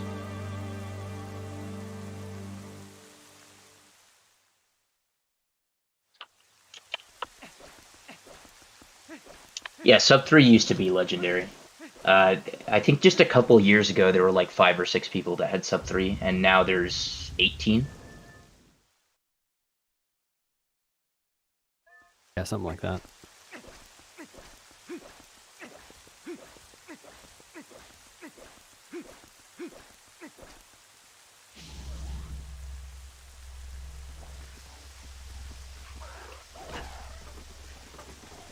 Back doing one of my favorite strats in the game. Dropping a bomb, waiting for a bunch of enemies to crowd around him, then running away after the bomb kills all of them. Fun to watch, fun to do. Never troublesome. Well, usually not troublesome.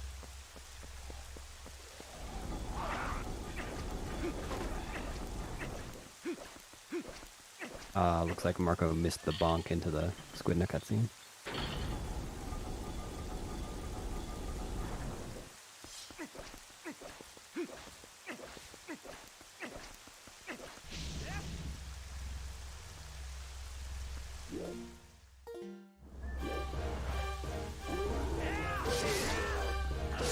So I don't know if we... double squid treatment right now. Yeah. Same cutscene for 2 people. It's great. Just goes to show how close they are.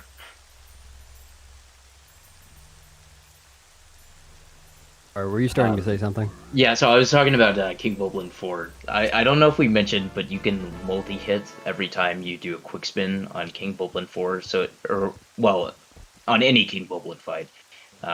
You can multi-hit him with a quick spin, and it's 3 hits per spin, so it's a really fast way to bring him down. There's also a cool save warp here. Zach unfortunately missed it. You can manage to backflip or side hop in, I believe, 1 frame. 1 frame window between when the King Boblin cutscene ends and when the Midna cutscene, or text begins. Wow, been speaking for 3 hours, haven't I? Then you can save warp there, and it saves about 2 seconds over running back through the entire dungeon like that. Yeah, and before Simi pops in chat to say, you can also mash iron boots. I think he's like somehow does all 4. Yeah. We're still speaking for Simi even though he hasn't been here for hours. Or hasn't said anything. Well, I don't know. I'm paranoid that he's in here and he's going to be like, well, actually, you know, blah, blah, blah. It's a monocle. I love Simi. Yeah, Simi's great. Hopefully we can get Simi to do some more commentary this year, because he did a great job last year. Oh yeah, we need the re-reveal of his voice.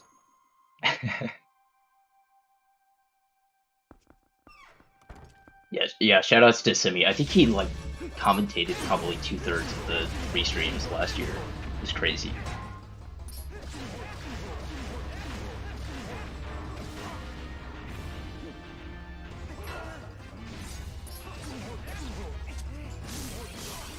This fight is loud, it's true.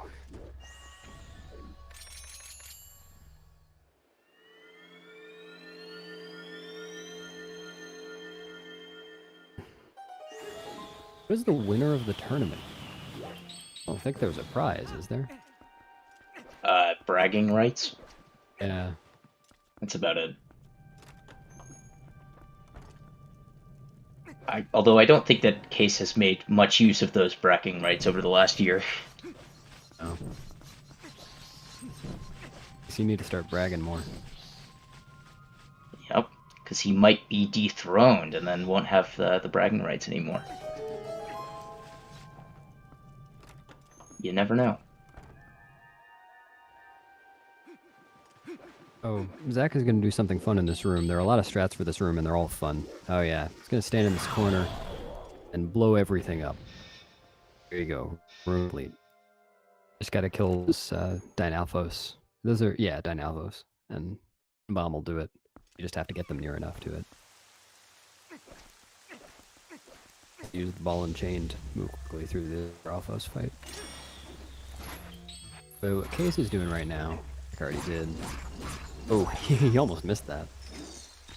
Or bunch of barriers around Hyrule that are supposed to trap you and force you to fight a bunch of enemies, but you don't really have to do them. Escape the barriers if you just move quickly enough and skip the cutscenes quickly enough.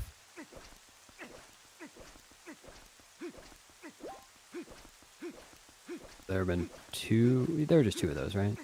Well, and then there's the final dark path. Yes, Zach is in the lead.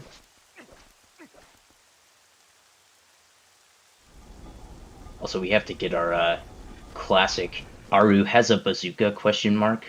comment in for this run. It's a fake bazooka. It doesn't shoot anything. It's just the eagle that explodes. I never thought of that, but that's a good idea. Maybe that's why the eagle is, actually there. Yeah. Yeah, the members of the Resistance that we see in the cutscene that Zach's on right now are supposed to be met throughout the game. But, in a casual run, you would meet them. But in this run, we only meet two of them? Yes. Although we technically meet... And Russell. Russell, yeah, but we don't actually know that the masked man is Russell because we never saw the cutscene where he takes the mask off. So, yeah. I mean, it is Russell, but we never saw the cutscene where it revealed that it was Russell. If you try to warp a long way after the early scene in the sky, then you get a text box that mentions Shad tangentially. But never even come close to Ashe.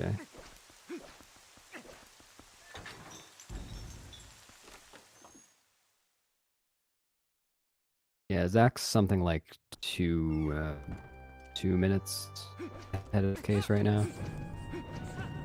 Maybe a little bit more. Guys, you guys are watching a speed run where runners are about to finish the game. You cannot complain about spoilers, please. And this game did come out in 2006. You've had time. Yeah, I guess spoiler warning, you're about to see the final boss. Better click out now before you see that it's Ganondorf. Oh, sorry, I spoiled it. Snape kills whom? What? How dare you? Oh, Zach's got a cool strat here. Zach is gonna skip this room by taking damage here and then spin her through. Nice. Very cool. I think he might be the only one who does that.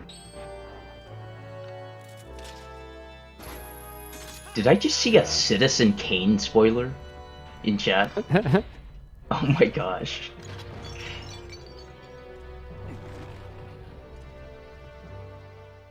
Amazing. Alright, Zach is coming up on Zelda here.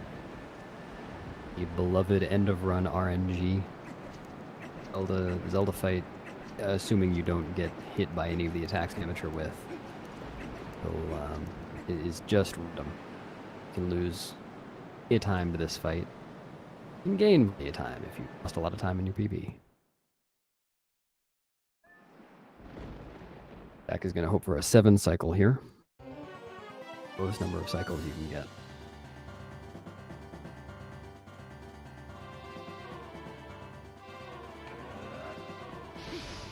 Yeah, Oh. so he's gonna get an 8 at least, because he didn't get the lightning ball the first time. You should have practiced. Yeah, exactly. You gotta practice the RNG manipulation for this fight. That's a joke, by the way, just in case anybody took that seriously. Yeah. Fortunately, a joke. Oh yeah, no. Oh, He just fell in. Is this tower world climb. record? He voided in tower climb. Yeah, he'll bring it back for world now. Yeah, just go back in time and finish the run. Back in time, you say? Yes, exactly.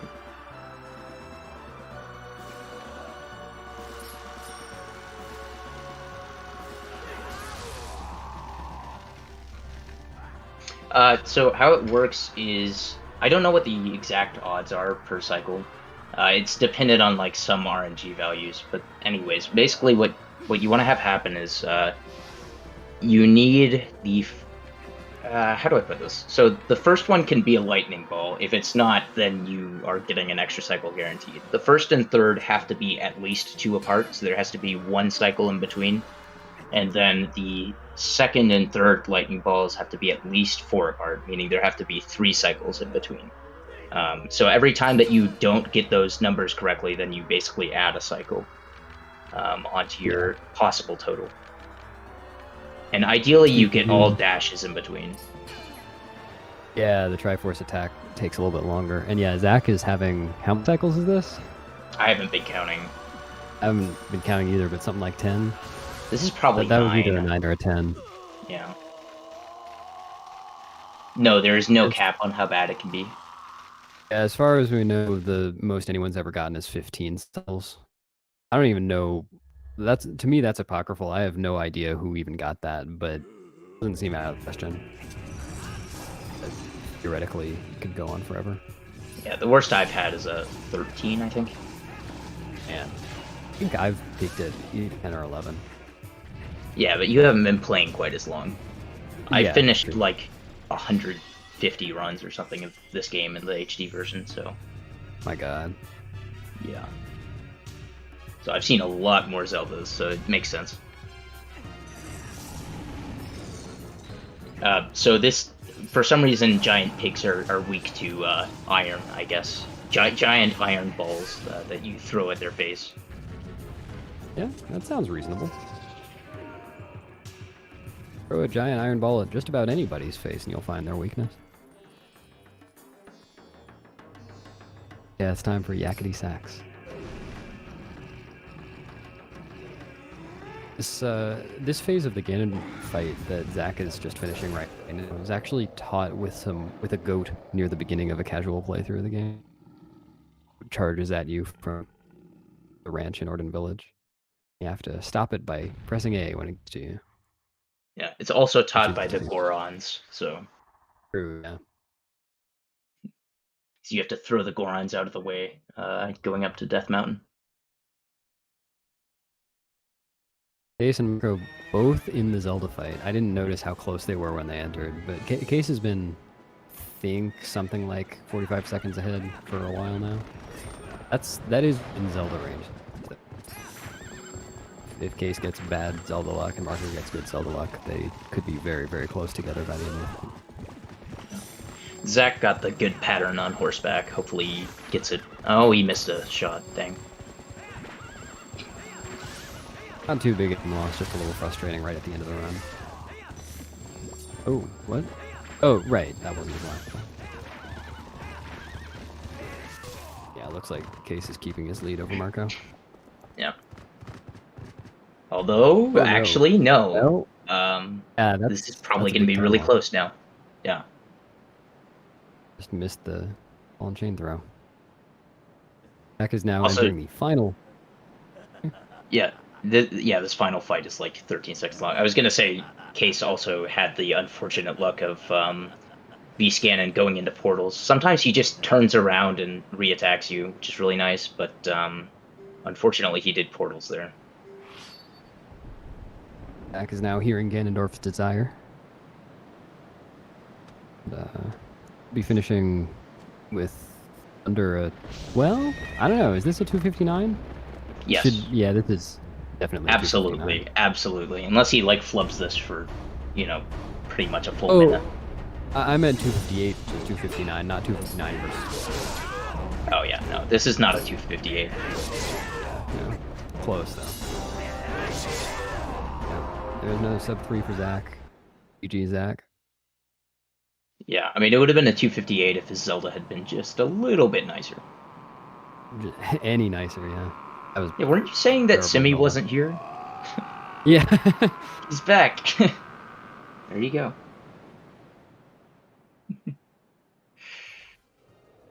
Oh, Case just...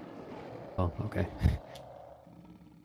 Yeah, it looks like decidedly ahead of Marco here. It would be very surprising for an upset at this point.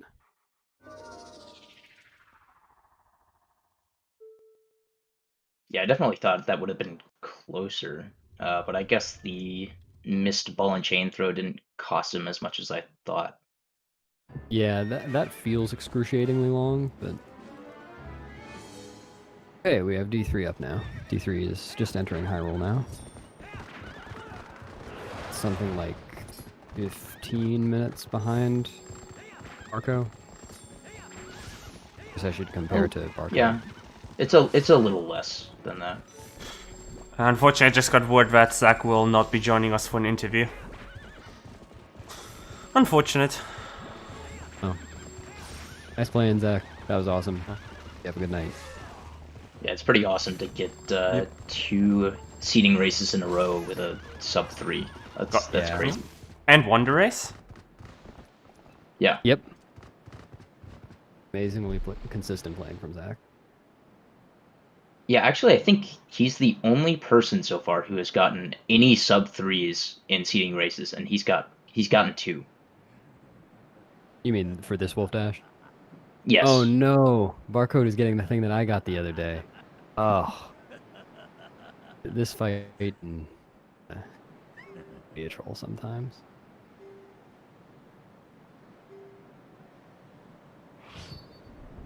Case is now hearing Ganondorf's desire. Oh no! Oh no. Oh, Barcode just missed the Dark Nut skip here. The Dark Nut skip here is kind of silly. You just have to claw shot something before the barrier rises and you just fly past. But, I mean, this is not such a huge time loss. It's 3 seconds or something, but fortunate to get that right at the end of the run.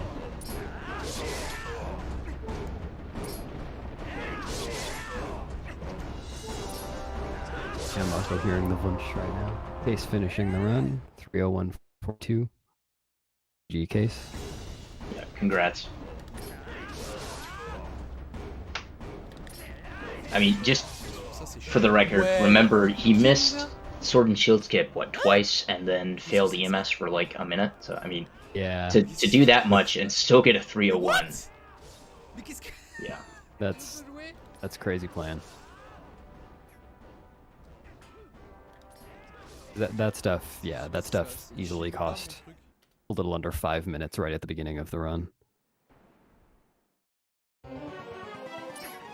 And congrats to Marco for, well, on stream I see it as 30202, but I think officially it's a 30213. Oh, what? How? Okay. I think he just clicked .done really late or something. Hmm.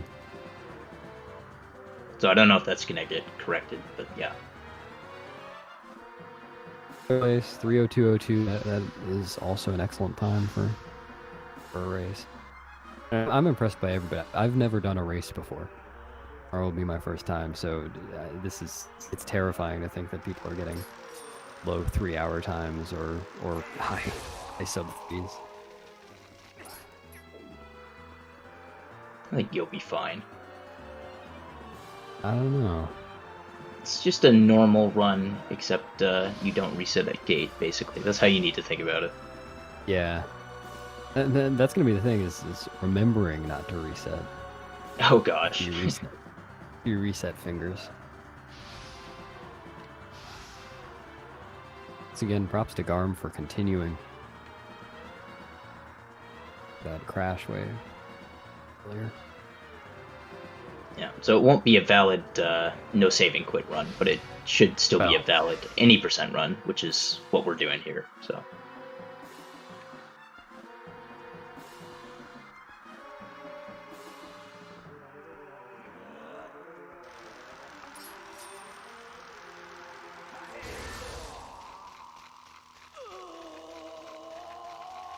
Looks like Zaluk's just finished the Puppet Zelda fight.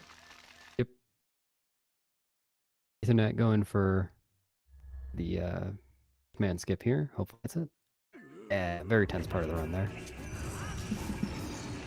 But I remember, I think Sloth missed the first one, so I hope he at least gets this one. Sloth gets here. Oh wait, no, Sloth had to forfeit. Yeah, never mind. And I forgot how many forfeits we had.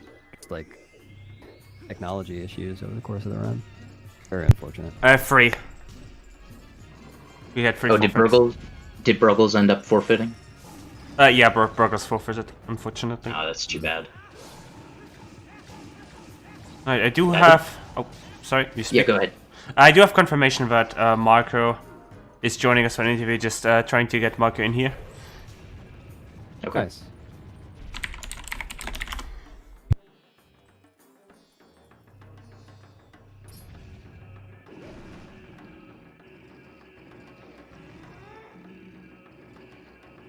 Alright, and there you are. Hello there, Marco. Hey. Hello. Hello. Hello, Marco. Congrats on the 302. Thanks. Yeah, could have been better. But I guess it's not too bad for a race. Yeah. I What could was have the beat highlight for K's you? Master easily, so that sucks.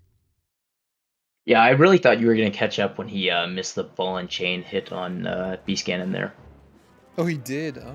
But Yeah. Then oh yeah. It was not enough, I Yeah, guess. essentially it came down to Zelda. Yes, I think he had a better Zelda than me. Yeah.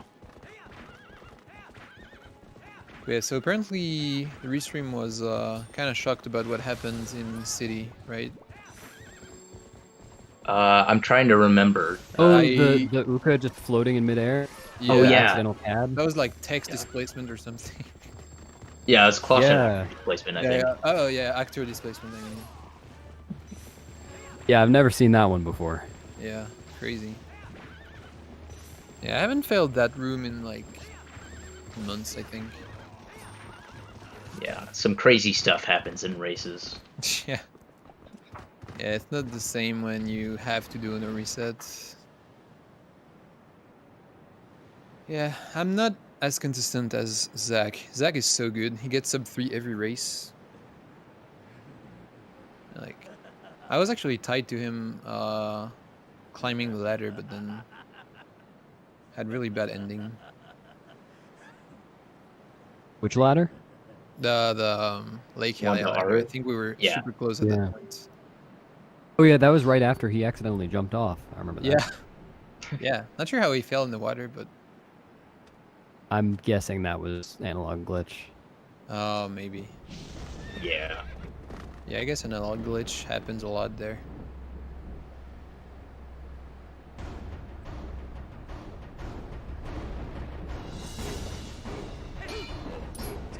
Marco, what was the best part of it for you? Best. Wait, what? Yeah, what was the best part of the run for you? Oh, I don't know. I guess from like the Twilights up to Morpheal, like to the end of MDH, I played really well, I thought.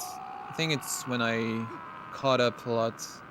I got really good splits and stuff, but other than that, nothing was really good. I guess Gorge Void and Pillow Clip, good to get those. Yeah. Easy to tell whether you got a good gorge void or not.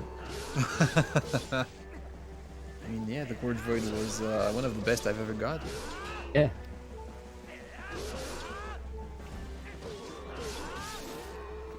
Well, you know, Quay, did you notice? Did anybody get one bomb this race? They go for it. I didn't see any. Hmm. But maybe. Would anyone be crazy enough to go for that in a race? I don't know. So I think I'd be E3 would surprised. go for it, but he had Zora armor, so obviously he didn't have the chance.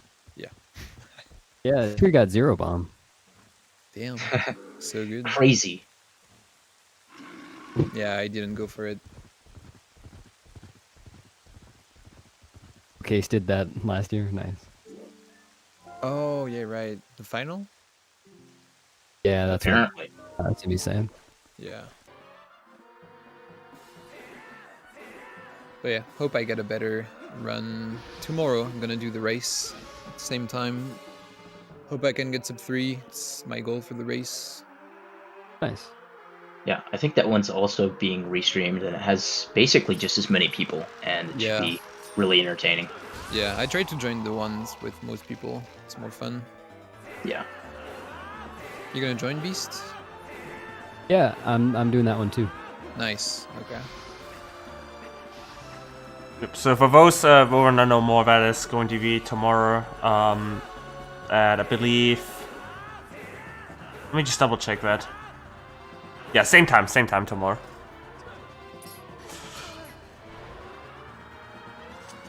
I'm not sure exactly if it's on main. Well, let me just double check that. Oh, it will be. It will be on ZSR main. I just double checked our restream schedule. That's because ZSR is run by the TP Mafia.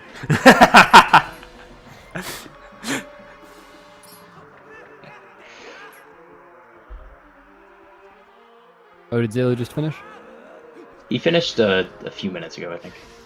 I stopped paying attention. Bad commentator. I've never seen him. Does he have a different name usually? Yes. He's usually Zelux, but Oh. it's a reference to like some meme from a Barcode. year or so ago. It's like a Yeah. barcode meme, I heard.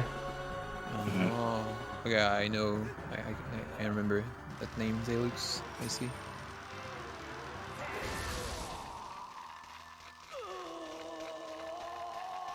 Yeah, well, I guess I'll hop off. Thank you for the restream, No problem. Thanks for running. and I guess see you guys tomorrow on ZSR. I'll be there. Cool. Nice. As usual, you know, we like to kick, you know, when there's non-randomizer races, we like to feature everyone. We had like a 30-minute rotation today, so that worked out pretty well.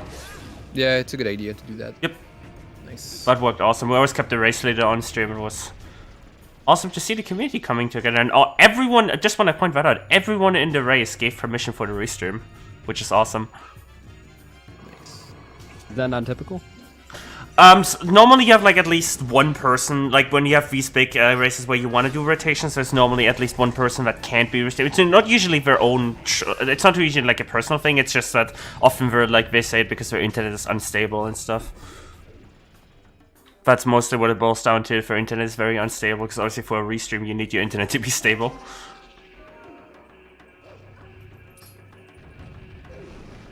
Alright, see you guys. Thanks again. See you. Yep. See ya, Marco. All right, see ya. Good night, Mar. Someone in the interview forgot to turn off mic alerts. That's probably, it might have been a delighted stream. Potentially.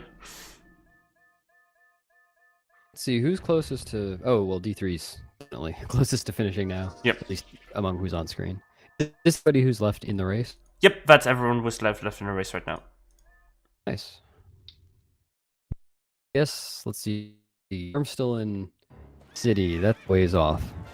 Yeah, that's gonna be like another 45 minutes probably, at Yeah. least.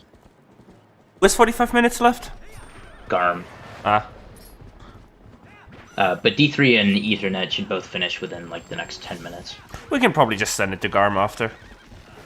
Yeah.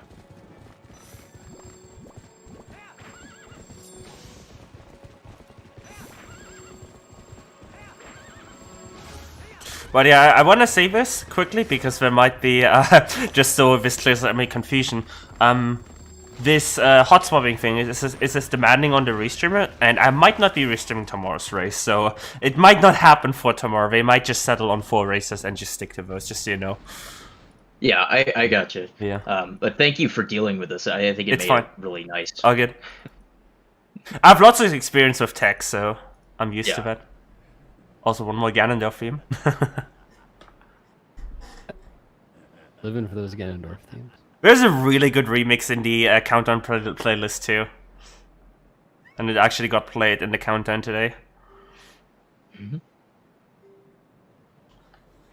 Yeah, Garm. Yeah, what Ren said. Garm is doing a longer route. He also had an unfortunate crash pretty early on. I have no idea how much time he lost to that, but I'm sure it was significant.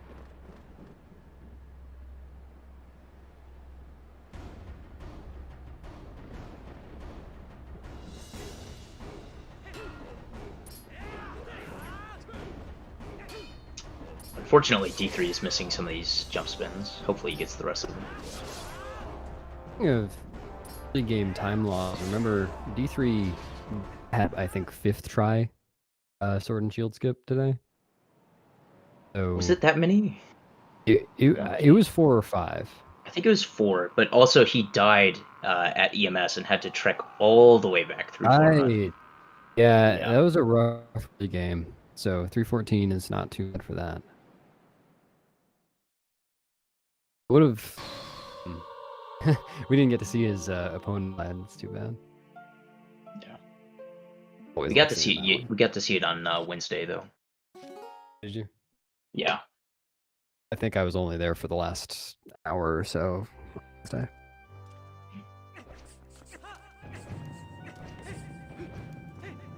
Hello. We're joined by Delighted for an interview. Hello there. Oh, well, there you go. Hello. So I have a question real quick. So how does this work with, you're in a race, and like how does it go with the mindset of finishing a run when it's like that just unfortunate and punishing in the early game?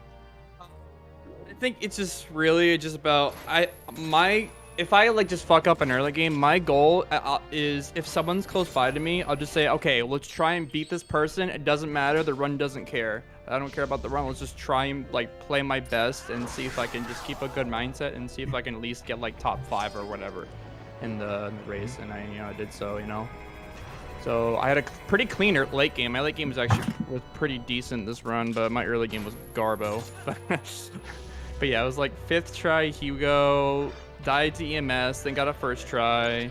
I got a opponent slide actually 2nd try, so that's not too bad. That's a rough one.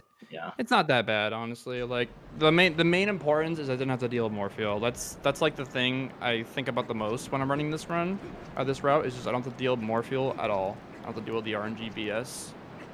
Yeah. So that's a reason why I'm running this for races. Another quick question. You run around the fish. Yeah. So another quick question. So you've been doing the Zora armor route. Is that something that you plan on doing throughout the tournament, or is that just something where you're playing it by ear, which one you feel like doing on that day? I think it's mostly I want to do Gorge route, but I feel like the safetiness of Zora armor just feels too nice for me than dealing with RNG. But for right now, I really enjoy doing this route for races, but I still do obviously PB attempts with the Gorge route. I do at some point want to do Gorge route because I'm crazy enough to go for one bomb in a race, so there's that as well. So I wouldn't really mind, but it really depends on the situation, I guess. So did you do bite today? No, this is ZA Gorge. Oh, okay. So it's Gorge route with the Zora armor. I do want to say that we also have Seluk, sorry, I hope I'm pronouncing your name right, up for an interview here. Hello there. What's up? I don't know. The pronunciation doesn't matter to me, really. Oh, okay. Oh, no. Does barcode work too? Yeah, that's fine. Guess I have to ask, what was the inspiration behind barcode? I guess basically the story behind it is just it's like 2015 or something. I was really bored and I didn't want to stream on my main account, so I made a new account and I play a lot of Overwatch, or at least at the time. Or no, so this would have had to be like 2017. I played a lot of Overwatch, and it's really common when people are using like Smurfs or alts to just have a barcode account. So you just don't even like make up a name, you just type in a bunch of L's. And so I did that, and I think Venick or someone made a joke that I should like pretend to be like a new runner of the game and just like randomly get like a way too good time and like see how people react to it. So I did that, and there was like a whole like day of people trying to figure out who barcode was. Didn't they figure it out by like desert patterns and equips or something like that? I don't remember how they figured it out. I know like while I was doing the run, Audie DM'd me. He already knows who that was. Like me, Audie, Chobin, like all like the old school bot boys, and even like Adam at the time. Like all those guys know my gameplay by looking at it. So, but everybody else, like I think they were like comparing between like a bunch of different runs to figure it out. Because I think they thought it was like some cheater like stealing a run, I assume. So they were trying to find out like whose PB got stolen. Speaking of Adam, I saw one gorilla out in chat. I believe Adam was here for some amount of our race today. Yeah, Adam's famous gorilla. He's been around a bit. He's been watching some people every once in a while. Yeah, Audie. I guess at that time I was the only person who pulled my sword out when you do all clip in graveyard. I feel like a lot of people do that now. Like no one did that back then.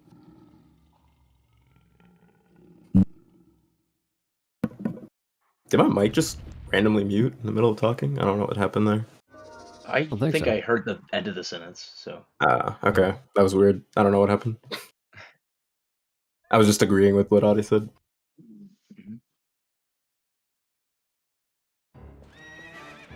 One question I asked Marco, I want to ask you guys, D3, Zelu, what was the highlight of the race for you guys? What did you guys do the best? Go ahead, Zelu. The only... Okay, wait a second. I still have my splits up. I don't remember. I got a best segment in Linear Twilight by 2 seconds. Only because I got the nuttiest RNG I've ever seen. Oh yeah, you got the double lily pad bugs, right? I got double lily pad bugs, and like it wasn't like, you know, you like jump really far away. They were both in my face. Like they like basically came to me. Amazing. But other than that, like after the first I don't know, like hour of the run, like after my vessel segment, I kind of just stopped paying attention. Yeah. And just played.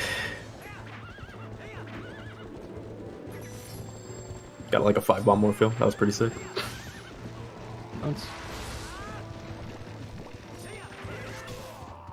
I'd say my best part of this run was just my late game. AG up to the end of the game, because my early game was garbage. Five tries, Hugo, and I died to Jamal. But hopefully I can actually practice next time, because I had literally 0 time to warm up. So I'll make save like 50 minutes just for Hugo practice and whatnot. Almost all of my warm-up time was used to figure out how to do safety bit again, because it's been like 2 years since the last time I did that. Yeah. Oh, saying that, I need to practice that for tomorrow. I just unplugged my controller because I was like, I don't know how to do this. It's just pressing 2 buttons at the same time. It is, but like the D-pad on my controller is like kind of messed up. Yeah, I think somebody in the, I don't remember who it was, somebody I think in the first seeding race today failed safety. I think it was JD, and it was just, yeah, it's not great. I mean, like, D-pad, oh my god, the chance. Yeah, it's so bad. The D-pad up and down on my controller are fine. It's just the D-pad right. Like, opening up the map specifically is really, really bad. Yeah. I don't know why. It makes map glitch. Like, I've lost like 20 seconds, like, in a couple different runs because I couldn't get map glitch because my map wouldn't open. Yeah. Yeah, my left D-pad doesn't work consistently, so I always have to have map open already for map glitch, so I can use D-right instead. I feel you. Also, GG to Internet. Finish with a 323. Yep, good job. I do want to say congratulations to everybody who's managed to finish today, because apparently today must be cursed or something, because everybody was suffering from like something or another. I was really confused because Fido was in first place. Like, he wasn't missing anything for a while, and then suddenly he was out of the race. So his power went out. So that's why. Yeah. It was just mega cursed, honestly. I kept looking at Fido's splits, and it was like 29-30. The rest of us aren't even getting like a 30-30. Oh, man. Also, want to shout out Ether for bringing all the pots in the Zelda fight over to the center of the room for one last quick spin at the end. I enjoyed that. Unfortunately, it looks like Ethernet boys will not be joining us for an interview today. But yeah, pretty awesome stream today. Only the second oh, sorry, you speak. It was a roller coaster of emotions, but we got through it. Some of us got through it, you know. It was great. So I enjoyed my time. Hey, I'm liking this community already. I'm thinking like, honestly, the most important thing to do in a TP race is like, kind of just separate yourself from the run. Just at a certain point, you have to just learn how to play well without caring. I guess. It's not get upset. Yeah, it's very true. Because honestly, that's the mindset I took in after like the first like an hour and 45 minutes of my run. I was like, okay, this run's already garbage. I already know, so let's just not pay attention to the run and just have a good late game, and that's it. And I did that, and it was great. It felt good. Chat us any questions, and now would be the time because I think we're about to wrap up here. Whereas, since Garm is the only racer left and Garm still has a lot of time left, we'll be sending you all over to Garm.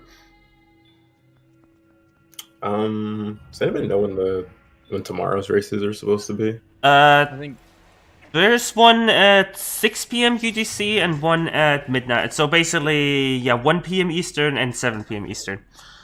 1 and 7. It should be. I thought it was Yeah. 3 p.m. Eastern. Yeah, it's 3 Eastern. Oh, that is wrong on the schedule. Then I will. Oh no! No! I looked at the Skyward Sword randomizer seating race. Sorry, sorry about that. Sorry. I don't think the first one is getting restreamed. So yeah, I forgot about that. Sorry, I just saw like seeding race and I thought that was it, but I forget the Skyward Sword randomizer tournament also has its seeding races going on right now. Okay, so 3 and 9, you said?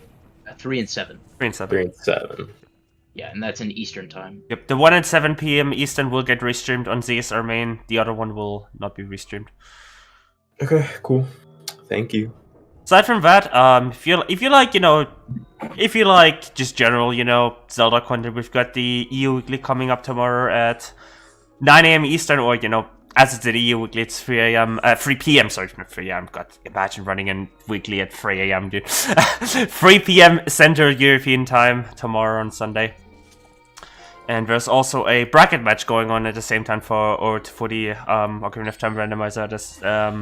That is going to be Felixoid versus Supal in losers bracket round 2. Just wanted to shout that out. Yeah. Aside from that, if you do so choose, there's also currently on Zelda Speedruns 2, there's the Zelda 2 randomizer weekly race going on right now. And if you do want to watch that instead, you can, once we start the rating, just click the leave rate button, and we will be hosting that channel afterwards. So if you'd rather want to be sent over to that, but that's pretty much it for me. So in case all of you have any closing thoughts, we can end it on there, and then we'll send you all over. Wolfdash is still fun. I'm really enjoying it. I love these tournaments. It's super fun. Hope we can do more. It's been a lot of fun to see.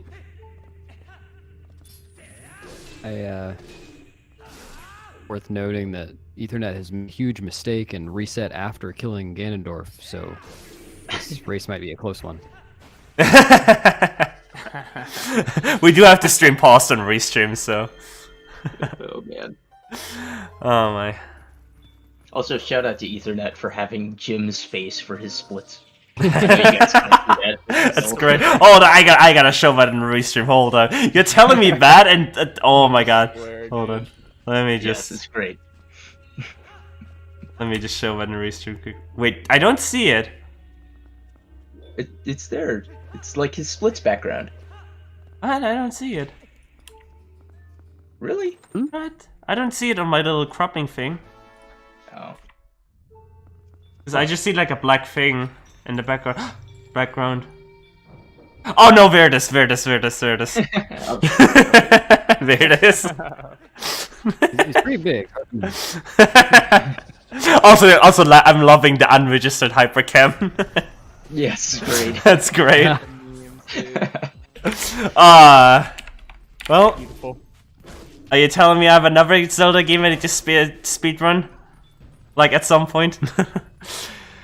But yeah, folks. That's it from us. We'll send you over to the raid. For technical reasons, we do have to swap to the end scene for a little bit here. But we'll be sending all to a raid immediately once it plays for a couple seconds. Thanks for the stream, everyone. Thank you to Jacket and BeWillBeast, hope I pronounced your name right, for commentating today. And thanks to all the runners who offered their perspective to us. Guess that's it from us. Yeah, thanks for having us. This was awesome. Yeah, thanks. See ya. Thanks for running the show.